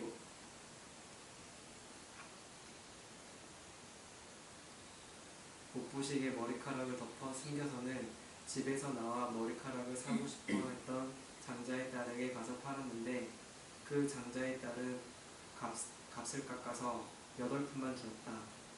주는 대로 가져와서는 한 분에 한 푼씩 공양을 마련해 바로에 넣어 보시했다. 가짜야나 존자께서도 이 사실을 알고 장자의 딸이 어디 있는지 모르셨고 장자의 딸도 그냥 있을 수 없어서 나와서는 존자님들께 절했다. 절함과 동시에 머리카락은 원래대로 다시 자라났다. 선언이 즉각적인 결과를 준 것이다. 존자님들은 공양을 받고 하늘을 날아서 짠다빠쪼따 왕의 깐짜나와나 정원에 가서 공양을 드셨다. 정원사의 보고를 받고 짠띠빠쪼따 왕이 정원에 왔다. 존자님들께서 부처님은 오시지 않는다는 것을 안 뒤 오늘 어디서 공양하셨습니까? 라고 여쭙자 까짜야나 존자께서는 장자의 딸이 하기 어려운 일을 한 모습을 말씀하셨다. 왕은 바로 그날 장자의 딸을 데려가서 왕비의 자리에 올렸다고 한다. 굉장히 가난한데 너무 소중해서 절대로 팔지 못했던 머리카락을 어떤 공양을 올리고 싶고 그렇게 어떤 신심과 자애의 마음으로 그거를 당장 잘라서 팔아요. 그래서 그걸로 이제 보시를 올리는데 그 어떤 선업의 힘이 너무 강력하다 보니까 그것이 다시 그 결과를 바로 즉각적으로 줘서 머리카락도 자라나고 그날 바로 왕비의 자리에 올랐다라고 하는데 이렇게 선업이 즉각적인 결과를 주긴 사실 어려워요. 그렇죠? 그래서 마치 씨를 뿌리면 그것이 어떤 나무가 되고 열매를 맺는 데까지 시간이 걸리는 것처럼 선업도 불선업도 그것이 열매를 맺어서 결과가 드러날 때까지는 시간이 걸립니다. 그런데 이것이 그 어떤 씨도 굉장히 강력하고 그러니까 그 씨가 강력하다라는 거는 그 사람의 어떤 기반이 되는 의지, 지금 굉장히 강렬하고 깨끗한 신심이 있죠. 이 마음도 강력하고 그렇게 보시하는 보시물도 자기 머리카락을 팔아서 한 거니까 정당하게 얻은 것이죠. 그렇게 깨끗하고 받는 사람이 굉장히 청정할 때 받는 분들도 알아들으셨죠. 그랬을 때 좋은 밭에 좋은 씨를 뿌린 것처럼 이것이 바로 즉각적인 결과가 나타날 수 있다라고 하는데 그래서 이런 즉각적인 결과가 생겨났다라고 하는 겁니다. 그래서 이렇게 마음에 어떤 신심이나 그런 어떤 자애의 마음이 있는 사람들 그런 사람들의 경우에는 어떤 집착하던 것들도 어떤 순간이 되면 이것을 확 끊어내면서 보시할 수 있는 그런 마음을 낼 수 있다라는 이야기를 여기서 중심적으로 하고 있습니다. 다음 부분 읽어주십시오. 보시의 즉각적인 다섯 모음 징지부에서 시야장군이 보시를 통해 현생에서조차 얻을 수 있는 직접적으로 경험하는 결과를 알려주실 수 있겠습니까? 라고 여쭙자 가르쳐 주실 수 있다고 말씀하시고는 5가지 이익을 설하셨다. 그 결과들은 1. 많은 이들이 사랑하고 소중히 여긴 짐승들조차 주는 사람을 좋아한다. 사람이라면 말할 것도 없다. 이러한 결과는 상대의 이익을 바라는 자애를 둠으로써 얻어지는 뜻이다. 2. 선하고 지혜로운 이들이 보시자에게 찾아온 보시하지 않는 사람에게는 아무도 오고 싶지 않다. 선하고 지혜로운 분들이 오실 일이 있다면 언제나 보시자에게만 오시는 법이다. 선하고 지혜로운 분들이 오심으로 인해 보시자는 선업이 생기고 귀중한 법이라는 선물들을 얻음으로써 지극히 이로움이 많다. 3. 좋은 평판으로 이름을 날림. 다른 이들이 잘되고 좋도록 이로움을 행하는 이는 자신이 미덕을 만들고 드러내고 알릴 필요가 없다. 많은 이들이 저절로 그것을 알리고 칭송하기에 언제나 그 평판이 향기롭다. 4. 어떤 대중 안에건 당당하고 용감하게 들어갈 수 있다. 좋지 않은 행위를 해둔 사람은 자신의 허물을 떠올려서 겁먹고 두려워하곤 하지만 다른 이들의 칭송과 사랑을 받는 선한 행위의 소유자들에게는 생각해서 겁먹고 두려워할 것을 보지 못하기에 늘 용감하고 당당하다. 이 4가지가 현재의 즉각적 이익들이다. 5. 죽으면 천상계에 갈 수 있다. 저희 보시하면 내 생에 복 받는다 항상 이렇게만 얘기하니까 시야장군이라는 분이 내 생에 복 받는 지금 당장 볼 수 없는 거 말고 현생에서조차 얻을 수 있는 직접 경험하는 결과가 있습니까? 라고 부처님께 여쭌 거예요. 그러니까 부처님께서 말씀해 주셨는데 심지어 짐승들도 주는 사람을 좋아하는데 사람은 말할 것도 없이 많은 이들이 그렇게 주는 사람들 그런 사람들 옆에 모이죠. 그래서 물이 있는 호수 옆에 모두가 모이지 물이 말라버린 호수 옆에는 아무도 가지 않습니다.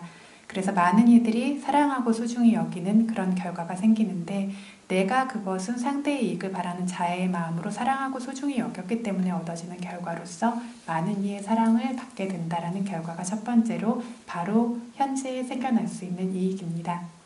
두 번째, 선하고 지혜로운 사람들은 신심 있는 보시자에게만 찾아옵니다. 그래서 선하고 지혜로운 분들일수록 저희 아는 큰 스승들 이런 분들은 뭔가를 청하는 법이 없어요. 그렇죠? 아, 뭐가 필요합니다. 이거 주십시오. 저거 주십시오. 이런 게 있었으면 좋겠습니다. 저게 없어서 불편합니다. 이렇게 하시지 않죠.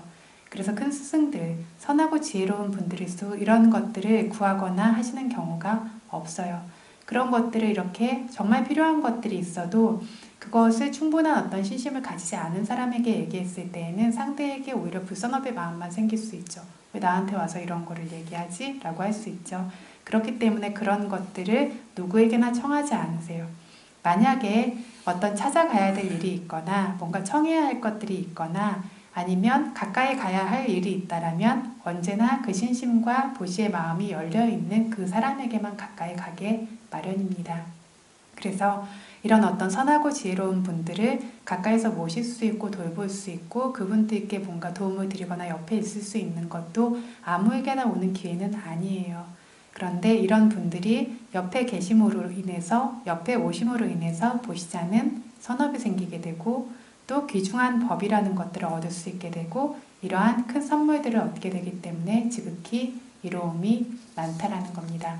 그래서 수행을 하시고 이런 분들일수록 그리고 마음에 어떤 부끄러움이나 허물이나 이런 것을 아시는 분들일수록 뭔가 도움을 청할 일이 있던 뭐가 있던 간에 신심이 없는 사람들에게는 이것들을 말하거나 가까이 가지 않아요. 신심이 있고 마음이 열려있는 사람에게만 모든 어떤 그런 분들이 모이게 마련이라는 것들이 현재 즉각적으로 얻을 수 있는 두 번째 이익입니다. 세 번째, 어떤 다른 사람, 많은 사람들의 이로움을 행하는 사람은 자기가 자기를 알릴 필요도 없이 많은 사람들이 저절로 그거를 알리고 칭송하기 때문에 언제나 그 평판이 향기롭다. 그리고 우리가 살아가면서 나 자신을 위해서 하는 모든 일들은 하나도 남지 않는다고 해요. 그런데 공공을 위해서 다수의 사람을 타인을 위해서 한 일들은 내가 그것을 결과를 남기고자 하지 않아도 그 결과물들이 반드시 우리가 죽은 후에도 남아있다라고 하죠. 그래서 이것들이 그 결과로 남아있어서 아나타핀디카 장자 같은 분들은 지금까지도 어떤 큰 보시자로서 그 평판들이 이렇게 이름이 남아있는 것처럼 이렇게 그 평판이 현재에도 향기롭고 그것들이 오래도록 향기롭다라는 겁니다.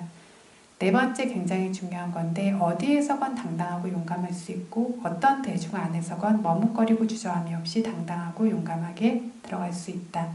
우리가 뭔가를 볼 때마다 어떤 상황이 될 때마다 겁을 먹는다라든가 하는 건 원래 겁이 많아서 라고 생각해요. 그렇지가 않아요. 마음에 어두움이 많기 때문입니다. 그래서 우리는 크고 작은 허물들을 계속해서 짚고 살아요. 정말 법을 계속해서 배우고 수행하지 않는다라면. 그래서 좋지 않은 행위를 많고 적을 뿐이지 반드시 이것들을 하죠. 그런데 그 허물이 많을수록 자기의 허물이 떠올라서 겁먹고 두려움이 생겨납니다.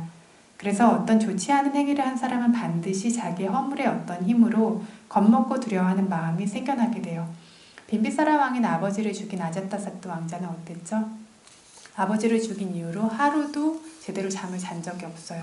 눈을 감기만 하면 너무 두렵고 고통스럽고 이렇게 하니까 그것 때문에 밤늦게까지 잠자는 게 싫으니까 낮이고 밤이고 일만 해요. 그 대신들도 밤늦게까지 맨날 회의를 하고 일을 해야 되는 거예요. 그러다가 어느 날 굉장히 달빛이 밝은 날 밤에 이분이 부처님을 만나 뵙고 싶어서 여러 가지로 이제 약간 전략을 써서 결국 부처님을 만나 뵈러 가는데 부처님을 만나 뵈러 가는데 상가 대중이 굉장히 많이 모여 있는데 조그만 소리도 나지 않고 굉장히 조용한 거예요. 그 조용하고 고요한 것을 보면서도 굉장한 공포심을 느끼죠. 그래서 이렇게 어떤 대중 안에 들어가는 것들, 상가 대중의 고요한 모습을 보고도 그게 굉장히 공포심이 될 정도로 내 안에 허물이 강한 사람들은 어떤 것들을 보게 됐을 때 많은 사람들이 모여있는 곳에 갔을 때 내 허물이 드러날까봐 혹은 그것이 아니라도 뭔가 찜찜하고 불안한 것들이 늘 있는 겁니다. 그래서 이렇게 늘 겁먹고 두려워하지만 항상 다른 사람들의 칭송과 사랑을 받는 선한 행위를 소유한 사람들은 심지어 다른 사람들이 칭송하고 사랑하지 않아도 자기가 선한 행위가 많이 있고 마음이 늘 밝고 그렇게 선업으로 찬 사람들은 겁먹고 두려워해야 될 어떤 것도 보지 못하기 때문에 늘 용감하고 당당해요. 자주 말씀드리지만 마음이 밝아지면 밤에도 밤이 어둡지 않게 느껴지고 두려움이 없게 느껴지는데 우리 어떻죠? 밤에 뭐가 갑자기 나타날까봐 이렇게 무섭죠. 왜 무섭다고요? 마음에 어둠이 많고 찜찜한 것들이 많기 때문에 이렇게 무섭습니다. 그래서 언제나 당당하고 용감하고 두려움이 없을 수 있는 마음들이 이런 사람들에게 마음의 번뇌가 없어질수록 생겨납니다. 아라한의 경우는 그래서 조금의 동요도 없죠. 이것이 현재 즉각적 이익들로 생겨납니다. 마지막 다섯 번째는 죽으면 천상계에 갈 수 있고 내 생에 복을 받는다라고 하는 게 이게 마지막 다섯 가지가 되겠습니다. 다음 부분 읽어주십시오.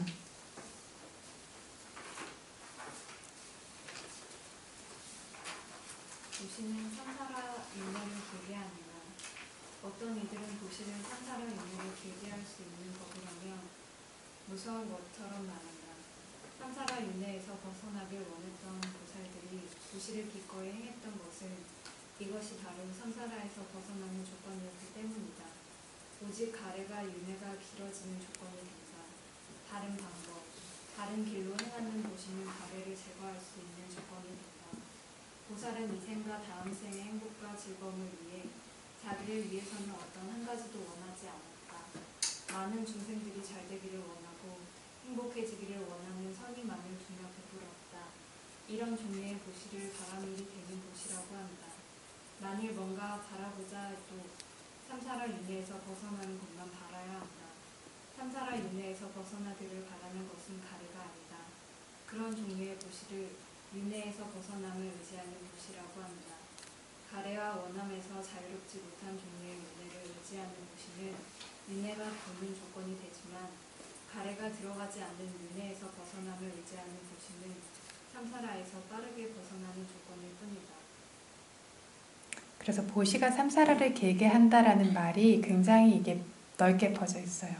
그래서 굉장히 많은 사람들이 이거를 정설로서 받아들이고 있고 보시를 계속하고 이러면 그 결과들을 계속 이제 받고 하면서 삼사라 윤회가 길어지니까 보시가 무서운 것인 것처럼 이렇게 이야기를 하지만 삼사라 윤회에서 벗어나길 원했던 보살이 보시를 기꺼이 행하고 세세생생히 보시 바라미를 버리지 않았던 것은 이것이 윤회에서 벗어나는 조건이었기 때문이다라는 겁니다. 그래서 부처님께서 출가자조차 보시가 필요하다라고 하셨어요. 출가자에게는 보시가 덜 중요할 뿐, 그쵸? 더 중요한 어떤 수행이라는 선업이 있기 때문에 덜 중요할 뿐 보시라고 하는 것들은 출가와 제가 모든 사람에게 반드시 필요한 이런 어떤 자기 안의 번뇌를 제거할 수 있는 그런 법입니다. 그래서 큰 스승과 같은 분들이 보시를 하기 위해서 너무 많은 노력과 시간을 투자하시지는 않아요. 그렇지만 그분들에게 공양되어진 모든 것들이 다수의 정말 적절함을 위해서 쓰여지지 개인을 위해서 쓰여지지가 않죠. 그런 것처럼 어떤 보시를 따로 이것들을 막 뭔가를 일으키면서 시끄럽게 하지 않지만 모든 오는 것들이 적재적소에 쓰여질 수 있도록 이것들이 계속해서 탐욕이 없음으로 인해서 이것들을 쓰여질 수 있도록 보시하는 것들이 누구에게나 반드시 있어야 하는 것이라는 겁니다. 그래서 윤회가 길어지는 것은 오직 가래로 인한 것입니다. 윤회를 확장시키는 빤빤짜 확장시키는 법이 3가지가 있는데 뭔지 기억하시는 분 계십니까? 맞아요. 가래, 자만, 사견. 이 3가지가 윤회를 확장시키는 겁니다.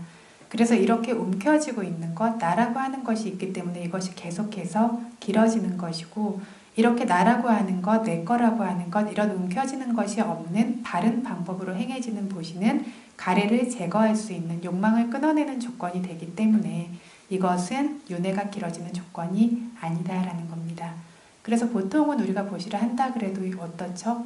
기복적으로 할 때는 내가 복받기를, 내 자식들이 복받기를 막 이런 것들 바라면서 하는 보시는 다른 방법의 보시니까 욕망이 있죠. 그래서 내가 복받고 싶지 않아도 보시하면 복 받아요. 계율을 지키면 복을 받아요. 왜죠? 좋은 씨앗을 뿌렸으면 좋은 결과는 반드시 생겨나요. 그런데 그걸 움켜쥐고 있으면 그 밭에서 떠날 수가 있나요? 못 떠나죠. 그래서 좋은 행위를 하면 좋은 결과는 반드시 생겨나지만 그걸 원하면서 하게 됐을 때는 그 좋은 결과에 파묻힙니다. 그래서 어떤 삼사라 윤회에서 벗어날 수가 없어요. 그래서 보살은 이 생과 다음 생의 행복과 즐거움을 위해서 혹은 자기 자신을 위해서는 어떤 한 가지도 원하지 않았습니다. 가래가 없었다라는 거죠. 어떤 바람이를 쌓을 때에도. 뭐만 가지고 있었냐면 나 아닌 나는 중생들이 잘 되기를 원하고 행복해지기를 원하는 선의만 가지고 있었고 이런 보시를 바람일이 되는 보시라고 하고 이런 보시가 삼사라 윤회에서 벗어나게 하는 종류의 보시입니다. 뭔가를 바란다라고 해도 그 바라는 것은 윤회에서 벗어나는 것, 번뇌에서 벗어나는 것 이것만을 바라고 하는 것이라서 어떤 윤회에서 벗어나고 번뇌를 제거하기를 원하는 것은 가래가 아니라 더러운 것들을 깨끗하게 만들고 움켜쥐고 있는 것들을 놓기를 원하는 거죠. 그래서 이러한 종류의 보시는 윤회에서 벗어남을 의지하는 그것을 의존하는 종류의 보시라고 말합니다. 하지만 욕망을 가지고 그런 가래에서 자유롭지 못한 종류의 보시는 윤회를 의지하는 보시, 윤회를 기초로 하고 윤회를 의존하는 보시, 그러니까 윤회가 계속 돌게 움켜쥐는 종류의 보시가 된다라는 겁니다. 하지만 가래가 들어가지 않을 때에는 이것은 삼사라 윤회에서 빠르게 벗어나는 조건으로서 작용하게 된다라고 기억하시면 됩니다. 다음 부분 읽어주십시오. 두려워하지 말아야. 보시자에게는 보시하는 동안 자애, 연민, 기쁨이 생기고 진정되고 있어서 보시라는 이름이 받고 사용하는 것을 기쁘고 즐거워하고 흥분해하고 만족하고 행복해합니다. 나중에 기억날 때마다 역시 기쁘고 흐뭇하고 즐거워합니다. 이것은 바로 실질적이고 직접적으로 누릴 수 있는 보시의 유익입니다. 다른 일 위해 둔 자의 연민, 기쁨의 것들이 긴장되고 있기에 자만, 성냄, 탐욕, 질투, 인색함 등의 좋지 않은 것들이 이때 없다. 그런데 이런 좋은 것들이 진정되는 원인이 보시를 행하는 것이 적절치 않을 수 있겠는가. 보시를 두려워하는 이는 과일이 떨어지는 것을 땅이 무너진다고 생각해서 무서워 도망간 어리석은 토끼처럼 두려워하기 적절치 않은 것을 두려워하는 것일 뿐이다. 그래서 보시하는 즉시 생겨나는 이익이 자의 연민, 기쁨과 같은 선업의 요건들이 생기고 또 발전되고 있습니다. 바른 방식으로 상대를 위해서 보시하는 사람은 상대가 어떤 것을 받아서 그 이익을 누리는 것을 본 마음이 어떻습니까? 기쁘고 만족스럽죠. 흐뭇하죠. 이것이 이제 마음에서 생겨나고 있는 선업의 마음들, 자애와 연민과 기쁨의 마음이고 나중에 기억할 때도 역시 기쁘고 만족해하는 것이 그 선업의 마음이 마음에서 계속 늘어나고 있는 겁니다. 그래서 자만, 탐욕 이런 것들은 이런 것들의 반대가 되는 것이 무탐이에요. 나에 대한 어떤 집착, 내 것에 대한 집착, 욕심 이런 것들이 없게 되면 자만이라고 하는 나에 대한 집착이나 탐욕이라고 하는 내 것에 대한 집착이나 이런 것들이 생길 수가 없게 돼요. 그래서 보시로서 어떤 무탐의 마음들, 그래서 자애의 마음에 같은 것이 있을 때에는 자만과 탐욕이라고 하는 좋지 않은 법이 함께 자리할 수가 없어요. 반대의 법이기 때문에.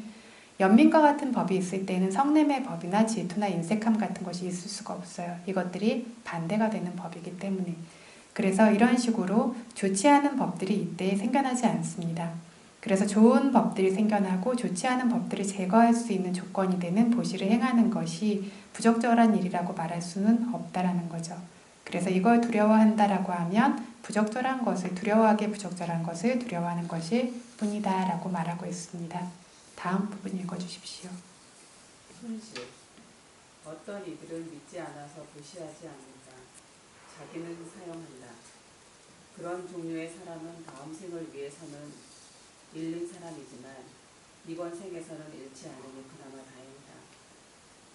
어떤 이들은 보시하지도 않고 쓰지도 못한다.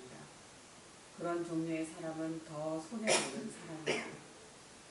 그런 종류의 사람을 금세공사의 풀무질 대인 개구리 모양으로 오르락내리락 함처럼 숨은 쉬지만 살아있지 않은 죽은 사람이라고 지혜로운 이들은 말한다. 고살라 상원군에 나오는 한 부자는 자식도 없고 부유하기도 돈이 800만 양의 금과 은 등으로 만들어진 물건들이 말로 열거할 수 없을 정도로 많았다. 이 정도로 부유한 사람이었지만 순정과 부서진 쌀만 먹고 늘 낡은 마차만 타고 다니고 나뭇잎 우산만 쓰고 다녔다.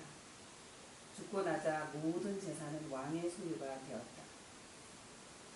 이 일을 이유로 해서 부처님께서는 아무도 없는 숲에서 누구도 마시지 못한 채 말라버린 호수처럼 어리석은 이는 재물을 얻어도 자기도 쓰지 못하고 주지도 못한다.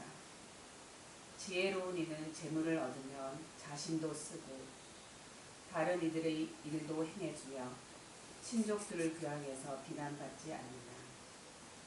칭송만 받고 천인세계에 가게 된다. 라고 설하셨다.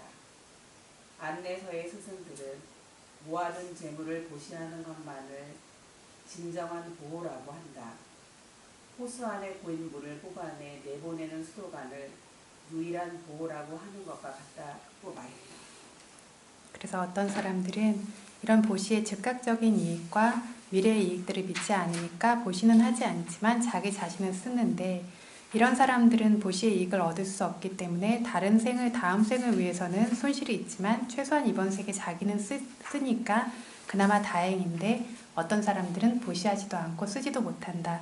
이런 사람은 더 손해보는 사람이다 라고 말하고 있습니다. 그래서 금세공사의 풀무질대에 보면 이렇게 개구리 모양으로 이렇게 오르락내리락 하면서 이렇게 뭐죠? 이렇게 움직이는 그런 도구를 풀무질대에서 쓰나 봐요. 근데 그런 식으로, 그렇지만 그게 정말 숨 쉬는 거냐면 개구리냐면 아니죠. 그런 것처럼 이런 사람들은 숨은 쉬지만 살아있지 않은 사람이다. 자기 어떤 현재의 생을 위해서도 미래의 생을 위해서도 아무런 이익이 나올 수 있도록 하는 사람이 아니다라고 말을 합니다. 그래서 어떤 부자가 정말 엄청나게 부자였는데, 그런데 막 정말 춘장에 부서진 쌀만 먹고 낡은 마차만 타고 나뭇잎 우산은 나뭇잎을 이렇게 따가지고 우산처럼 쓰고 다니는 거예요. 이런 걸 이렇게 쓰고 다니는 그런 사람이 있고, 결국 죽어서 모든 재산은 왕의 소유가 되어버렸습니다. 아까 뭐라 그랬죠? 이렇게 가졌지만 누리지 못하는 것. 세 가지 의지 중에서 마지막 의지가 좋지 않았을 때 이렇게 된다라고 했죠. 그래서 가졌지만 하나도 쓰지도 못하고 그리고 주지도 못하고 그냥 죽으니까 결국엔 남의 것이 되었죠. 부처님께서 아무도 없는 숲에서 누구도 마시지 못한 채 말라버린 호수처럼 어리석은 이의 재물은 이렇게 자기도 쓰지도 못하고 주지도 못하는데, 지혜로운 사람은 뭔가가 있으면 자기도 쓰고 다른 이들을 위해서도 쓰고 친족들도 부양해서 다른 사람들의 비난도 받지 않고 도리도 다하고 칭찬도 받게 되고 또 천인세계에 가게 되고 그런 좋은 이익들을 모두 얻게 된다라고 이야기를 하셨던 겁니다. 그래서 호수에 모아둔 어떤 고인물을 뽑아내서 내보내는 것이 호수를 지키는 것이다 라고 말하는 것처럼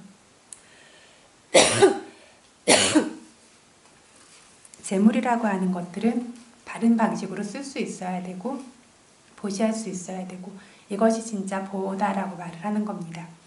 엄만이 유일한 소유물이라고 하죠. 저희들이 이것을 그냥 지킨다라고 해도 보호할 수 있는 것에는 한계가 있어요. 아까 말씀드린 것처럼 저축도 해야 되고 보시도 그것들을 보호도 해야 되지만 이것들이 업이 닿게 되면 내가 이것들을 아무리 안전하게 숨겨놓고 열심히 벌고 있어도 때가 되면 그냥 다 흩어져 버리고 없어요. 그런데 어떤 선업의 확고한 결과들로 생긴 것들은 이렇게 흩어져 버리지 않아요.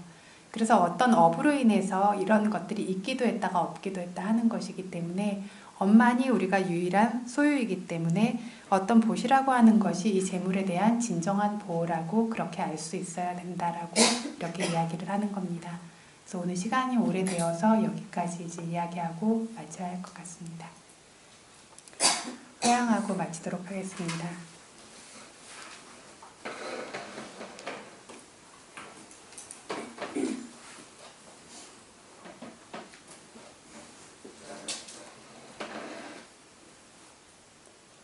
이당노 분양 아사와카야와항 호두 이당노 분양 니빠나사 빠짜유 호두 이망노 분야바강 사빠사따낭 바지마 사빼사따 수키따 바완뚜 사